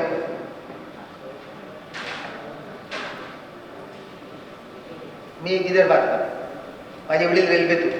60 आता दुसऱ्याच वर्षात आहे. 60 वर्ष जुनी गोष्ट झाली. चांद्रा नाव ते छोटंसं गाव. 2 गाड्या सकाळी 2 गाड्या संध्याकाळी. अशा त्यात 2 आवाचे अंक, 2 मऊ, 2 दीपावली असे 4-5 अंक त्या गावी यायचे. गाव एवढं छोटं होतं की जो विक्रेता होता त्याला स्वतःच गोडाऊन पण नव्हतं. आणि आम्ही रेल्वेच्या क्वार्टरमध्ये राहायचो. त्या कधी बेडसांचे क्वार्टर एवढा आले हॉल असतात. कधी बघितले तर बघा. तेव्हा तो बिचारा छोटा ग्राहक तो विक्रेता ते सगळे अंक आमच्या घर गोडाऊन म्हणून वापरायचा. म्हणजे आम्हाला दिवाळी फुकट वाचायला मिळतो. घरी असे गट्टे असायचे आवाज मऊ, तिथून मला त्या आवाजच्या खिडक्या अजून डोक्यात बसलेल्या आहेत. पाठकारांनी मला नंतर कळलं अभ्यासाचा भाग म्हणून की फक्त एक त्या काळी, आता तर माहिती नाही मला, त्या काळी वर्षातून एकच अंक काढणारे म्हणजे पाठकार. बाकी सगळ्यांचे मासिक होते, मासिकाचे दिवाळी निघायचे सगळ्यांचे. दीपावलीचं असं मासिक असायचं, वांग शोभा हे सगळे मासिक होते आणि त्यांचा दिवाळी असायचं, मौन, सत्यकथा सगळ्यांचे. पण वर्षाचा मासिक म्हणजे पाठकारांचं. आणि माझे दुसरे पहिले गुरु होते ते म्हणजे माजगावकर. त्यांनी मला सांगितलं की साप्ताहिक काळ, पेपर काढ, त्रैमासिक काढ, 24 तास ते तुमच्या डोक्यात भिजलं पाहिजे. त्या वर्षभराचा अंक आहे मग विचार करू असं नसतं. पाठकर वर्षभर काम करतात तेव्हा तो असा अंक दंडक देतो. म्हणजे हे फुल टाईम काम आहे. आणि ते मला आता पत्रकार संघाला सांगायची इच्छा होती की एवढा क्वांटिटी वाढते पण त्याच्यात संपादनाचं म्हणून कौशल्य फार कमी दिसतं. एडिटिंग स्किल ज्याला आपण म्हणतो, तर आपण जर जिल्ह्याच्या ठिकाणी 2-2 दिवसाच्या 1-1 दिवसाच्या वर्कशॉप केल्या की एडिटिंग करायचं कसं, आलेला मजकूर छापायचा, मग संपादक कशाला पाहिजे, दुसरं त्या एडिटिंग ऑपरेटर पण करू शकतो ना. तर अंकही बांधायचं असतं. म्हणजे मार्गावर मला सूत्र की आतमध्ये एक सूत्र असतं. अनुक्रमणिका सुद्धा बोलते तुमच्याशी. अनुक्रमणिका म्हणजे त्या अंकशिराचा दरवाजा असतो. हे सगळं त्याचे काही संस्कार असतात. ते अंक कसे, त्याची प्लेसमेंट कशी असावी, इंट्रो कसा द्यायचा असावा, डाव्या पानावरती नवीन लेख कसा सुरू झाला पाहिजे, तो ब्रेक कसा करायचा, हे सगळं शास्त्र आहे, एडिटिंग स्किल्स आहे. ते ह्या सगळ्या अंक चालताना मला जाणवलं की याच्यामध्ये ही एक प्रकारची त्रुटी जाणवते. पण ती त्रुटी म्हणजे अशी आहे की हे स्किल शिकता येतं. जे जसं मला शिकवलं, मी काही दोन संपादक नाही, माझ्या बरोबर काम करता लक्षात आलं की ते अक्षर सांगायचे बघ हा अंक इथे, हा लेख ह्या अंकात नाही बसत, हा लेख आपण पुढच्या अंकात घ्या. हे सुद्धा समजलं पाहिजे. चांगला अंक आहे म्हणतो त्या अंकाची जी आर्किटेक्ट आहे त्याच्यात तो विसंवादी आहे. अंक लेख स्वतंत्रपणे चांगला आहे पण ह्या अंकामध्ये तो या अंकाच्या मुख्य आशय सूत्राला छेद देतो, हा बाजूला ठेवतो. त्या अख्या अंकाचा म्हणजे एक प्रोफाईल आहे, त्याच्यामध्ये हे बसत नाही.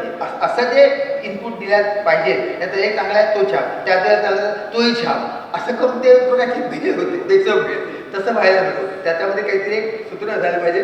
त्यासाठी जर आपण संपादन कौशल्य विकसित करणारे अगदी दर जिल्ह्यामध्ये नाही झालं पण डिव्हिजन लेवलला जरी केले तरी त्याचा फायदा 24 ज्या दिवाळी अंकामध्ये आपल्याला 24, 25, 26च्या दिवाळी अंकामध्ये मिळू शकतो. त्या काही जेव्हा आम्ही कॉलेजमध्ये होतो, आता ती परंपरा थोडी खंडित झाली, बाळ सामंत 3-3, 4-4 महिने लेख लिहायचे. या वर्षीच्या दिवाळी अंकाने मला काय दिलं, या वर्षीच्या दिवाळी अंकाने मला काय दिलं, 4-4 महिने ते लेख करायचे. लेख मलाच असायचे. या वर्षीतल्या दिवाळी अंकामधल्या कथा, या वर्षीच्या दिवाळी अंकामधल्या कविता, या वर्षीच्या दिवाळी अंकामधल्या उत्कृष्ट लेख, त्याचा रिव्ह्यू घेतला जायचा. आणि ह्या वर्षीचा इतकंच त्यांचं मान की मला सांगत लिहित आहे, आपल्या अंकाचा उल्लेख आहे की नाही, माझ्या कथेचा उल्लेख आहे की नाही, अशी एक प्रकारची हे असायची. ही सुद्धा आपली परंपरा कालपर्वापर्यंत होती, ती आता थोडी खंडित झाल्यासारखी झाली. ते सुद्धा काम पुन्हा आपल्याला सुरू करता येऊ शकतं. आता अभ्यासू राजकारणी चर्चा केली कोणीतरी. आम्ही लहान होतो तेव्हा आमच्यासमोर यशवंतराव चव्हाणांचा आदर्श असायचा. गोविंदराव तळवलकरांनी अशी आठवण लिहिली आहे की कुठल्या तरी पार्टीमध्ये सगळे बसले होते, यशवंतराव चव्हाण होते, गोविंदराव होते, आणि ह्यांच्या गप्पा काय की न्यू स्टेट्समन नावाच्या इंग्लंडमधल्या साप्ताहिकाचा संपादक कोण होणार. कारण त्या काळच्या जगभरच्या अभ्यासू इंटेलेक्च्युअल वर्गाचं वाचन काय न्यू स्टेट्समन. आज जसं आपण EPW असं का नाही, मग तुझ्याशी बोलतो फ्रंटलाईन वाचलं का नाही.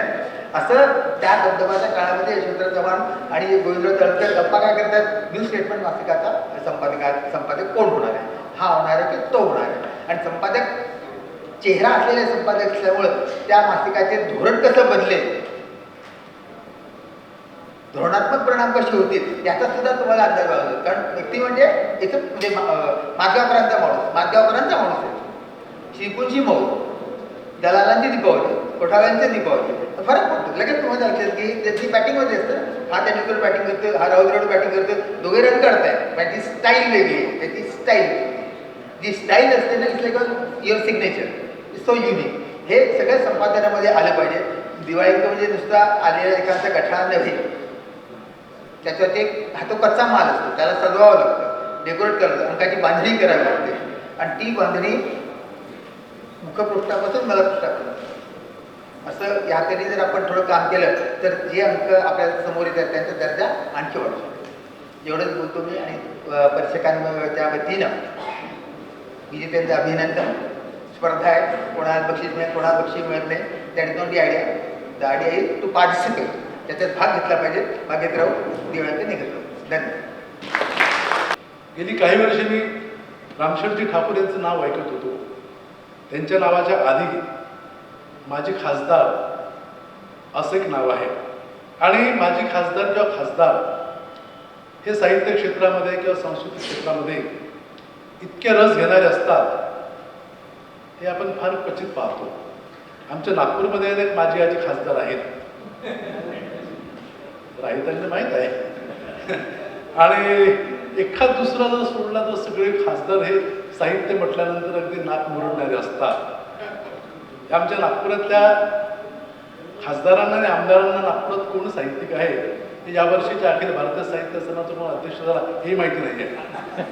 बाकी पुढच्या दिवस आहे.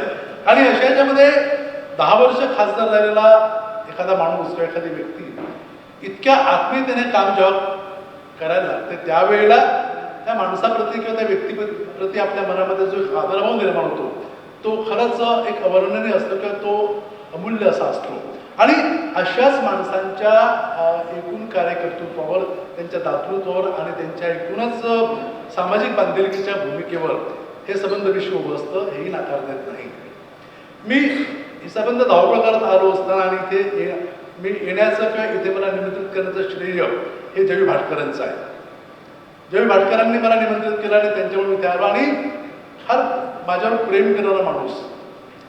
मी कुठे आलो, कुठपर्यंत आलो, विमान नीट आलं की नाही, विमानात बसला की नाही, विमान नीट उडालं की नाही, इथपासून तर अगदी तुम्ही अटल काय म्हणतात या इथपर्यंत त्या सगळ्या सूचना त्या माणसांनी केल्यात. खरं म्हणजे ते दूरदर्शनचे अधिकारी असताना माझी त्यांची भेट झाली असती अधिक काही माझं भलदार असतं. पण सरकारी माणसाचे हात जरा फार बांधलेले असतात त्यामुळे फार प्रेमीमुक्तपणे करता येत नाही असं म्हणूया. मराठी माणूस हा 3 वेळ जपणारा असतो. पहिला वेळ नाटकाचं. महाराष्ट्रामध्ये जे नाटकाचं वेळ आहे ते इतर प्रांतामध्ये नाही.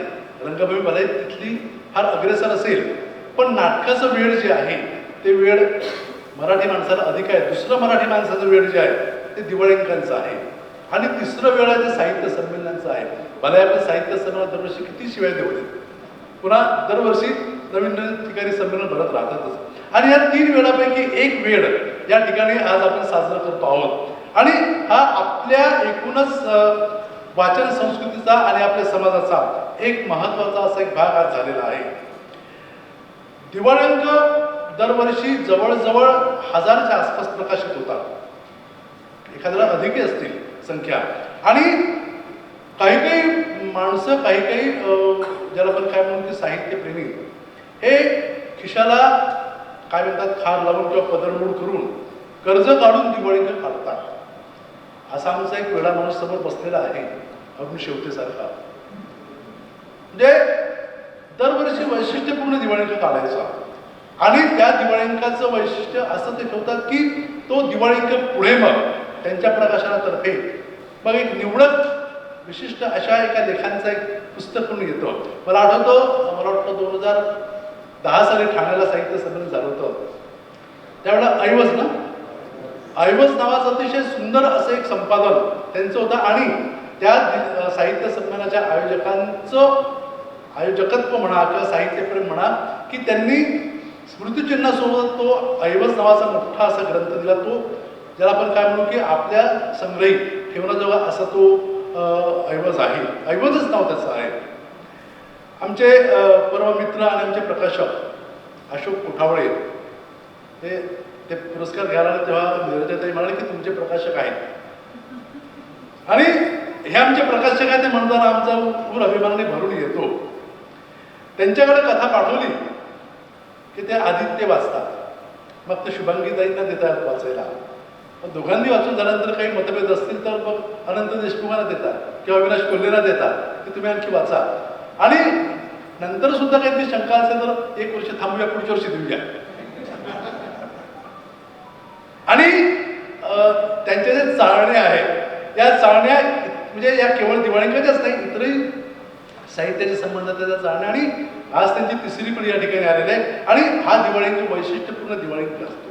म्हणजे आपलं साहित्य कुठं यावं, छापून मौजेत यावं, दीपावलीत यावं, हंसमध्ये यावं, अक्षरमध्ये यावं, ही जी लिहित्या लेखकाला जी एक आस्था असते की जी एक आतून जी एक आस असते, ही अतिशय महत्त्वाची. आणि त्यामागे या मंडळींचं वर्षोवर्ष चाललेलं काम आहे. आज दिवाळींकांना जवळजवळ 115 वर्षे झालेली आहेत. 1909 साली कारमित्र यांनी मनोरंजनचा पहिला दिवाळींक काढला. आणि आपण जर त्या दिवाळींकाच्या संबंधाची माहिती असते ती फार मनोरंजक होती. म्हणजे अशोक कोठाळे असं म्हणाले की आम्हाला जाणकारांनी, धनिकांनी दिवाळीकरता आर्थिक मदत करावी. दिवाळी अंक हा आर्थिक मदतशिवाय उभाच राहू शकत नाही. कारण मित्रांच्या या 250 पानाच्या दिवाळींकामध्ये जवळजवळ 123 जाहिराती होत्या, 123 पानांच्या. आणि त्यामध्ये सगळंच होतं. त्या जाहिरातीमध्ये वधूर परिचय मेळाव्याच्या जाहिराती होत्या, त्यामध्ये नाटक कंपनीच्या जाहिराती होत्या, त्यामध्ये अनेक सामाजिक आणि शैक्षणिक संस्थांच्या जाहिराती होत्या. तर जाहिरात आणि दिवाळींक ह्याचं कसं अतूट नातं आहे ह्याचा आदर्श पहिल्यांदा कारमित्रांनी घडून दिला. त्याआधी दिवाळींक नव्हते, पण लेखक हे स्वतः जे लिहायचे तर आपलंच लेखन आणि आपलंच मासिक, उदाहरणार्थ करमणूक किंवा याचा भाभा आपल्या हाना आपटेंचं किंवा रत्नाकर फडक्यांचं, ही मंडळी आपल्या लेखनाकरता मासिक सुरू करायची आणि मग क्वचित मग दिवाळींकाचं सुद्धा ते प्रकाशन करायचे. हे संबंध पाहिल्यानंतर आज दिवाळींक इतक्या ज्याला आपण काय म्हणू की हजारोंच्या संख्येमध्ये आलेले आहेत आणि दिवाळींकाने एक मोठी परंपरा उभी केलेली आहे. आज आम्ही सगळेच पुढारेलो दिवाळींकांच्या माध्यमातून पुढारेलो आहोत. त्या आज वर्तमानपत्रांच्या रविवार पुरवण्या एखाद दुसरा आपोआप सोडला तर जवळजवळ सगळ्याच संपलेल्या आहेत. त्यामध्ये कथा कविता छापलीच जात नाही, त्यामध्ये दलित लेख छापलाच जात नाही, त्यामध्ये राजकीय सामाजिक इतर अशा प्रकारचं लेखन छापलं जातं. आणि मासिकांची सुद्धा संख्या जवळजवळ संपुष्टात आलेली आहे. भालचंद्र नेमाडेंनी एकदा असं बोलता बोलता म्हणाले की मराठी कथा ही काय चिंचोळी आकाराची कथा आहे वगैरे वगैरे असं त्यांनी केलं होतं. पण या चिंचोळ्या आकारातूनच आपल्याला महामार्गापर्यंत जाता येतं ह्याचा अनुभव या लेखकांना येतो. आणि मासिकं संपलेली आहेत, रविवारच्या पुरवण्या संपलेल्या आहेत, साप्ताहिक संपलेले आहेत. आणि अशा याच्यामध्ये सगळीच ही जी लिहिती मंडळी दिवाळी अंकांकडे डोळे लावून बसलेली असतात. आणि मग वर्षभर लेखन करायचं आणि वर्षभर लेखन करायचं, दिवाळी अंकाकडे ते द्यायचं. या पद्धतीचं एक त्यांचं लेखनाचं एक स्वरूप असतं. आणि हे देताना म्हणजे एखाद्या वेळेला नेमाडेंच्या त्या विधानामध्ये काही सत्यांशी असेल, कारण की एखादा लेखक दर महिन्याला कथा पाडायचा. त्यामुळे 12 मासिकामध्ये 12 कथा एखाद्या आल्या की तो लेखक प्रस्थापित व्हायचा. पण त्या लेखकांचा जो एक लेखनाचा स्तर होता तो पाहता नेमाडेंचं विधान काही प्रमाणामध्ये आपण त्यात सत्य आहे असं मानूया. पण दिवाळींकामध्ये ही जी कथा परंपरा आहे, विशेषतः कथा परंपरेच्या संदर्भात जर आपण बोललो तर अलीकडची कथा ही लघुकथा न राहता दीर्घकथा झालेली आहे. लघुकथा जवळजवळ संपुष्टात आलेली आहे. 2 पानाची, 4 पानाची, 5 पानाची कथा आता नाहीच. आमचे अशोकराव म्हणतात तो कथा मोठी झाली, पानं जरा जास्त होतील, जरा कमी करता येईल का, पण तो लेखक कथा कमी करत नाही. हे म्हणजे आज कथा ही केवळ पृष्ठ संख्येनं किंवा केवळ शब्द संख्येनं फुगली असं नाही, तर त्या कथेचा जो एक परिवेश आहे, अवकाश आहे, हा अवकाश आणि कथेच्या केंद्राच्या भोवती असणारे सगळे जे सामाजिक आणि इतर संदर्भ किंवा वास्तव आहेत हे सगळं तो लेखक अतिशय ताकदीनं मांडतो. त्याशिवाय मराठीमध्ये असलेली जी लघु कादंबरीची जी संस्कृती आहे ही लघु कादंबरीची संस्कृती दिवाळी अंकाने प्रस्थापित केलेली आहे. जयवंत दळवी, सुभाष भेंडे किंवा इतर आणखी लेखक आहेत त्यांच्या कादंबऱ्या या विशेषतः दिवाळी अंकांच्या गरजेतून निर्माण झाल्यात. पण याचा अर्थ त्या कादंबऱ्या कमअस्सल होत्या असं नाही. त्या कादंबऱ्यामध्ये निश्चितपणे श्रेष्ठतेचे गमक होतं, तो जीव होताच. हे जे साहित्य क्षेत्राचे जे बदल आहे हे बदल या पद्धतीने दिवाळी अंकांनी आपल्यामध्ये सामावून घेतलेले आहे. आणि पुस्तकांच्या संख्येपेक्षा दिवाळी अंकांची एक ज्याला आपण काय म्हणू की वाचकांची संख्या ही निश्चितच अधिक आहे. मराठी साहित्याचं वाचन हे अलीकडे लेखनाकडे फार कमी झालेलं आहे किंवा वाचक कमी झालेले आहे, ह्या मताशी मी सुद्धा सहमत आहे. आणि त्याला आणखी जबाबदार घटक म्हणजे मराठीचे प्राध्यापक. विशिष्ट काही अपवादात्मक आपण जर सोडलेत तर मी अनेक मराठीचे प्राध्यापक असे पाहिलेले आहेत की त्यांना सत्यकथा काय होतं, हिंदीमधलं सत्यकथा काय म्हणतात, मौज काय होतं किंवा आहे, दिवाळींके नेमकं काय, काही माहिती नसतं.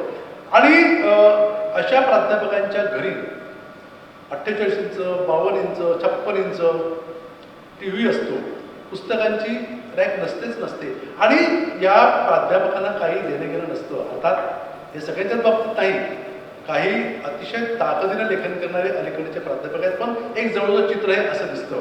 आणि या संबंधी याच्यामुळं मराठी, बरं हे केवळ मराठी प्राध्यापकांच्याच बाबतीत नाही आहे, इतर विषयाच्या प्राध्यापकांच्या संदर्भात सुद्धा. त्यावेळी आता आमच्या समोर बसलेले जे मित्र आहेत बोलले, हे राज्यशास्त्राचे प्राध्यापक होते, ते कादंबरी लिहायला लागले.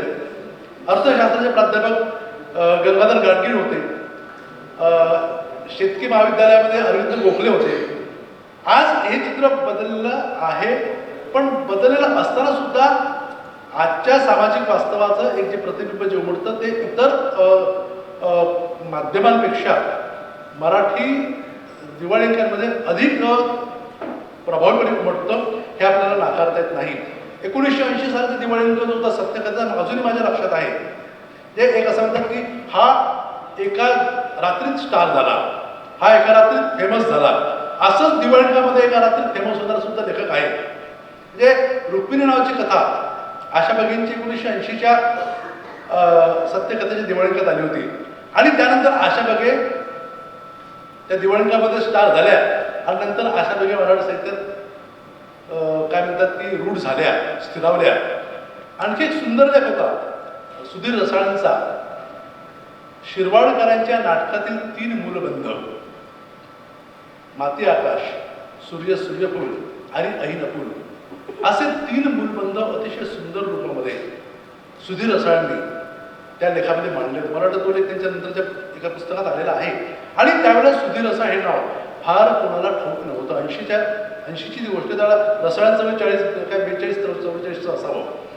ही मंडळी एका रात्रीमध्ये लेखक म्हणून स्थिर स्थावर झाली आणि त्यांनी मराठी साहित्य क्षेत्रामध्ये आपलं स्थान पक्क केलं. हे सगळं करताना दिवाळी अंक त्यांच्या पाठीशी अतिशय खंबीरपणे उभे राहिलेले आहेत. आणि दिवाळी अंक जर त्यांच्या पाठीशी उभे नसते तर किमान ह्या संबंध व्यवहारामध्ये हे आणखी चित्र कसं आहे नसतं, हा आपल्याला एक पुन्हा पडणारा प्रश्न असतोच. समाज माध्यम आणि मुद्रित माध्यम ह्या संदर्भात आपण आज नेहमी चर्चा करत असतो. समाज माध्यमांमधून येणारं लेखन आणि मुद्रित माध्यमांमधून येणारं लेखन ह्याचा जर विचार केला तर आणखी एक वेगळ्या अशा ज्याला आपण काय म्हणतो की चुकीच्या पद्धतीनं अलीकडचा एक काही लेखकांचा वर्ग जातो आहे. म्हणजे समाज माध्यमांचा संदर्भ ज्याला आपण समजू की फेसबुक, इंस्टाग्राम आणि व्हॉट्सअप यामध्ये कवितांची संख्या वारेमाप असते. आणि मग कवितांचं पान, कवितांचं ग्रुप, हे सगळ्यांनी याच्यामध्ये येणाऱ्या ज्या कविता असतात या कवितांना मिळणाऱ्या लाईक्स आणि कॉमेंट्सवर तो कवी मोठा झाला असे स्वतःला मानतो. आणि यातून लेखनाच्या संदर्भामध्ये लेखन, पुनर्लेखन, परिनिरीक्षण, संस्करण, परिष्करण ह्याच्या संबंध लेखन प्रक्रियेच्या ज्या गोष्टी आहेत त्या संबंध गोष्टी बाजूला झालेल्या आहेत. आणि यातून मग एकीकडे चुकीच्या पद्धतीने जाणारी ही पिढी आणि त्याचवेळेला दुसरीकडे दिवाळी अंकांमधून अतिशय ताकदीने लेखन करणारी पिढी, ह्या जर 2 प्रवाहांचा आपण जर विचार केला तर दिवाळी अंकामध्ये येणारं जे एक लेखन आहे त्या लेखनाला एक शिस्त लावण्याचं काम करणारी जी मंडळी आहे ती मंडळी म्हणजे दिवाळी अंकांचे संपादक. आणि हे संपादक अतिशय ताकदीने लेखक घडवत असतात. ते लेखकाला संपादक घडवतो का अशा प्रकारचा एक वाद सुद्धा मधल्या काळामध्ये आलेला होता. किंवा लेखकाच्या लेखनामध्ये संपादकाने ढवळाढवळ करू नये अशा प्रकारचा सुद्धा एक प्रवाद मधल्या काळामध्ये आलेला होता. पण मी या मताचा आहे की लेखकाच्या लेखनामध्ये संपादकाने अगदीच कथा बदलू नये, पण त्याच्या लेखनाचं ज्याला आपण काय म्हणू की सामर्थ्य ओळखून त्यात आणखी काय चुकलं सुटलं ह्याचा विचार करणं गरजेचं आहे. आणि ते करणारी मंडळी आज सातत्यानं अतिशय चांगल्या पद्धतीने दिवाळी अंक काढतात आहे. वाचनाचा आणि वाचन संस्कृतीचा विचार करताना आज वाचन संस्कृती ही लयास गेलेली नाही, पण तिची पिछाड होते हे आपल्याला नाकारतात नाही. मला वाटते कोल्हेनेच उल्लेख केला की राजकारण्यांचं वाचन तेवढं कसं होतं. जे महाराष्ट्र टाईमच्या साधारणतः मार्च एप्रिलच्या अंकामध्ये काही जाणकार राजकारण्यांकडून लेखन व्हायचं. मला आवडलेलं पुस्तक, त्यात मधुकरराव चौधरी असायचे, सुशीलकुमार शिंदे असायचे, यशवंतराव चव्हाण असायचे, बाळासाहेब भारदे असायचे. हे सगळे म्हणजे हे वाचायचे. आज एखाद्या राजकारणाला जर विचारलं, काही अपवाद आहेत काही ना, की तुम्ही यावर्षी कुठल्या दिवाळीकातला एखादा लेख वाचला किंवा कुठल्या लेखकाचं पुस्तक वाचलं, नाही सांगत. कसं आहे, यथा राजा तथा प्रजा अशा प्रकारचं एक चित्रण आज आपल्यासमोर उभं राहिलेलं आहे. आणि जो लेखक लिहितो तो जर नोकरदार असेल आणि तो जर प्राध्यापक असेल तर त्या लेखकाला काय भोगावं लागतं हे निरजतांना विचार, मला विचारा. प्राचार्यांपासून तर शिक्षण संस्थेच्या लेखापर्यंत, अरे याचं नाव पेपरमध्ये जास्त येतं, आपलं येत नाही. इथून ते सगळं सुरू होतं. ह्या संबंध याच्यामध्ये हे जे संबंध मराठी साहित्याच्या एकूणच संस्कृतीचं जडणघडणीचं जे कार्य आहे, हे कार्य करण्याकरता ज्या अनेकांचा हात लागतो, त्या अनेकांच्या पैकी एक महत्त्वाचा स्तंभ जो आहे तो दिवाळींकाचा स्तंभ आहे. आणि दिवाळींक हे मराठी साहित्यातलं एक वेगळं असं एक अर्थकारण झालेलं आहे. ते मला आश्चर्य वाटतं की मौज आणि दीपावलीच्या दिवाळींकामध्ये मी जाहिरात जेव्हा पाहतो, फारच कमी जाहिरात असतात आणि बऱ्याचशा रंगीत असतात किंवा शेवतींच्या सुद्धा ऋतुरंगामध्ये फार कमी असतात. पण काही दिवाळींक असे असतात की 300 पानाचं असेल तर 100 पानं लेखन असतं आणि 200 पानं जाहिराती असतात. अशा याच्यामध्ये त्या लेखकाला आपलं लेखन कुठं आहे ते शोधावं लागतं. आणि हे सगळं करताना आता असं आहे की प्रत्येक दिवाळींकाच्या संपादकाचा, मालकाचा एक एक दृष्टिकोन असतो आणि तो दृष्टिकोन घेऊन तो उभा राहत असतो. आणि चांगल्या दिवाळींकामधून येणारा लेखक हा पुढे स्थिरस्थ होतो. म्हणजे मागच्या वर्षी आमच्या अशोकरावांनी ऋषिकेश गुप्तीची कादंबरी छापली, कालविंदे हरवले. आणि त्याचा फायदा असा झाला की त्याची प्रकाशित झालेली पुस्तकं आणि कादंबरी ताबडतोब 2 महिन्यात पहिल्या वृत्ती विकली गेली. हे असे जे फायदे होतात. किंवा काही दिवाळींकांमधून जे लेखक पुढे येतात त्या लेखकांना प्रकाशक स्वतः भेटतात. एक अतिशय कसदार लेखक म्हणून पुढे आलेले होते अनिल बर्वे.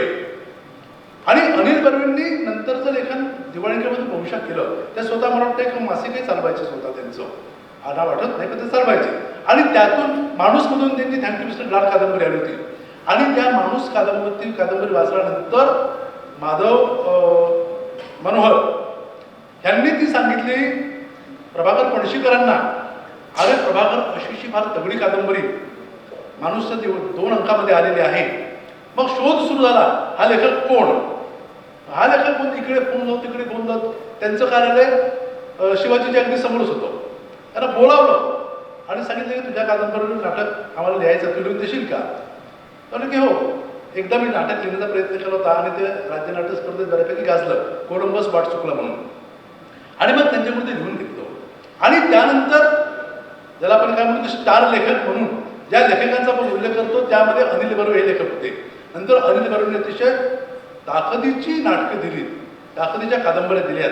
तर हे असं संबंध मराठी साहित्य विश्वाला एक ज्याला आपण काय म्हणू की ऊर्जितावस्था देणारं, ऊर्ध्वमुखी करणारं आणि मराठी साहित्याला वेगळी दिशा देणारं जे एक माध्यम आहे ते माध्यम म्हणजे दिवाळींकाचं माध्यम आहे. आणि म्हणून या दिवाळींकाच्या माध्यमाला आपण नाकारू शकणार नाही. उलट या दिवाळींकाच्या माध्यमाला आपण सातत्यानं कृतज्ञ असणं हेच तेवढं महत्त्वाचं आहे. आणि आम्ही आज सुद्धा आम्हाला असं वाटतं की आमची कथा मोजीत यावी, आमची कथा दीपावलीत यावी, आमची कथा आणखी तर लेखनात यावी, ज्या दिवाळीत यावी, असं सगळं जे वाटणं जे आहे प्रत्येक लेखकाला जे वाटतं, म्हाताऱ्या लेखकाला सुद्धा वाटतं, तरुण लेखकाला सुद्धा वाटतं, हे दिवाळीकाचे यश आहे. हे संबंध विश्व आणि त्या विश्वाला पुरस्कृत करण्याची एक दातृत्वशीलता रामशेठजी ठाकूर यांच्यामध्ये आहे.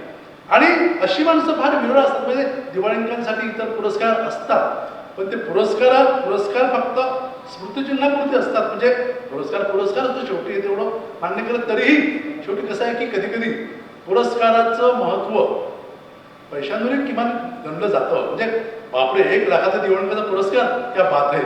हा जो एक जो उत्स्फूर्त सूर असतो तो केवळ आनंदाचा नसतो, तर या दिवाळी अंकांच्या अर्थकारणाला आधार देणारा आणि हातभार लावणारा हा सूर असतो. त्यामुळं रामशेठजी ठाकूर यांनी जे सुरू केलेलं हे जे काय म्हणता येईल की अतिशय औदार्यपूर्ण असं जे कार्य आहे, आणि हे कार्य 23 वर्ष आहे, म्हणजे 25मध्ये येणार म्हणजे तरुण होत आहे, अजून गद्दे 25 येत आहे, आणि ते अजून सातत्यानं त्यांचे पुढचे ज्याला आपण काय म्हणतो की अनुयायी असतील, त्यांचे उत्तराधिकारी असतील, ते सातत्यानं हे काम करत राहतील. किमान त्यांच्या हयातभर सुद्धा हे काम सुरू राहील याविषयी आपल्या सगळ्यांना खरंच विश्वास आहे. आणि या कामाचं स्वरूप पाहून, या कामाचं मोल जाणून मी नागपूरहून धावत आलेलो आहे. कारण की आणि अखिल भारतीय मराठी साहित्य संमेलनाचा अध्यक्ष म्हटल्यानंतर त्यांनी सर्वत्र जावं हे मी मनाशी मानलेलं होतं. कारण की मधल्या काही साहित्य संमेलनाच्या अध्यक्षांना जाता आलं नाही किंवा काही केलेच नाही, हा मग सोडून द्या. पण मी ठरवलं की नाही, जावं, आपल्याला जायला जिथे शक्य असेल जावं. कारण की साहित्य संमेलनाचा अध्यक्ष कसा दिसतो इथपासून तर तो कसा बोलतो, आणि तो बोलल्यानंतर त्याला कसं अडचण आणता येतं, हे सगळं जे आहे सगळं गमती जरी असतात तरीही साहित्य संमेलनाच्या अध्यक्षाला पाहण्याची, त्याला ऐकण्याची, त्याच्याकडून पुरस्कार घेण्याची ही जी एक आतून जी एक इच्छा असते, ही अनेकांच्या मनात असते. साहित्य संमेलनाच्या अध्यक्षांवर असलेले प्रेम आहे, आणि हे प्रेम मी भरपूर अनुभवलेलं आहे. भरपूर शाली जमा झालेले आहेत, आणि प्रत्येक शाल घेताना झुकावं लागतं, म्हणजे मी फार शालीन झालेलो आहे.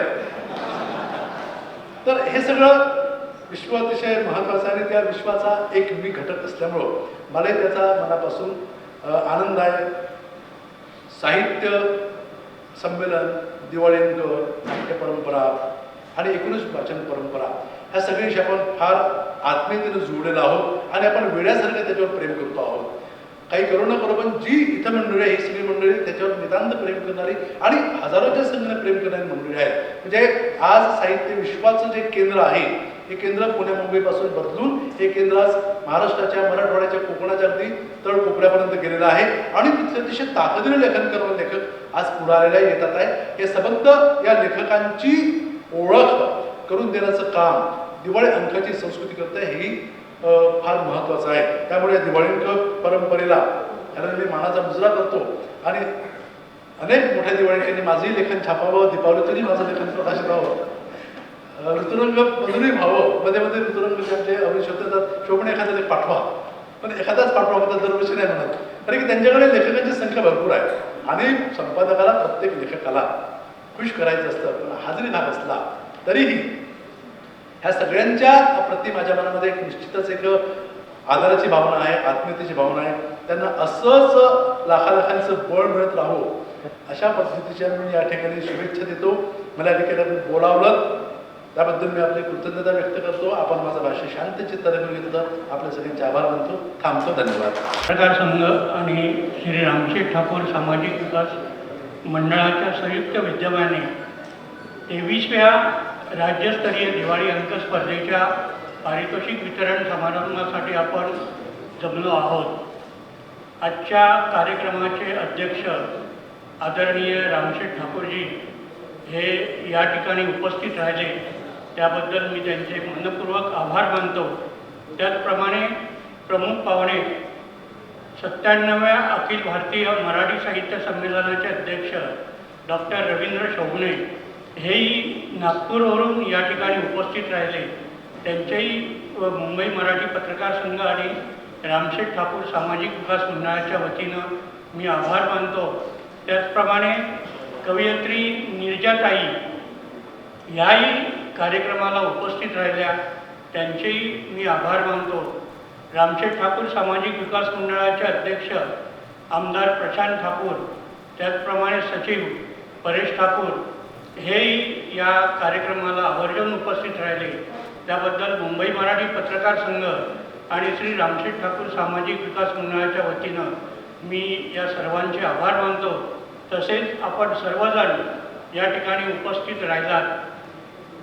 पत्रकार संघाचे माजी अध्यक्ष अजय वैद्य, कुमार कदम, देवदास मटारे आणि नरेंद्र बाबळे हेही माजी अध्यक्ष या कार्यक्रमाला आवर्जून उपस्थित राहिले. तसेच गेली 20 वर्ष परीक्षक म्हणून ज्यांनी जबाबदारी सांभाळली त्या नीलाताई उपाध्ये या देखील या कार्यक्रमाला आवर्जून उपस्थित राहिल्या. या सर्वांचे मनपूर्वक आभार मानून आजचा कार्यक्रम संपल्याचं मी जाहीर करतो.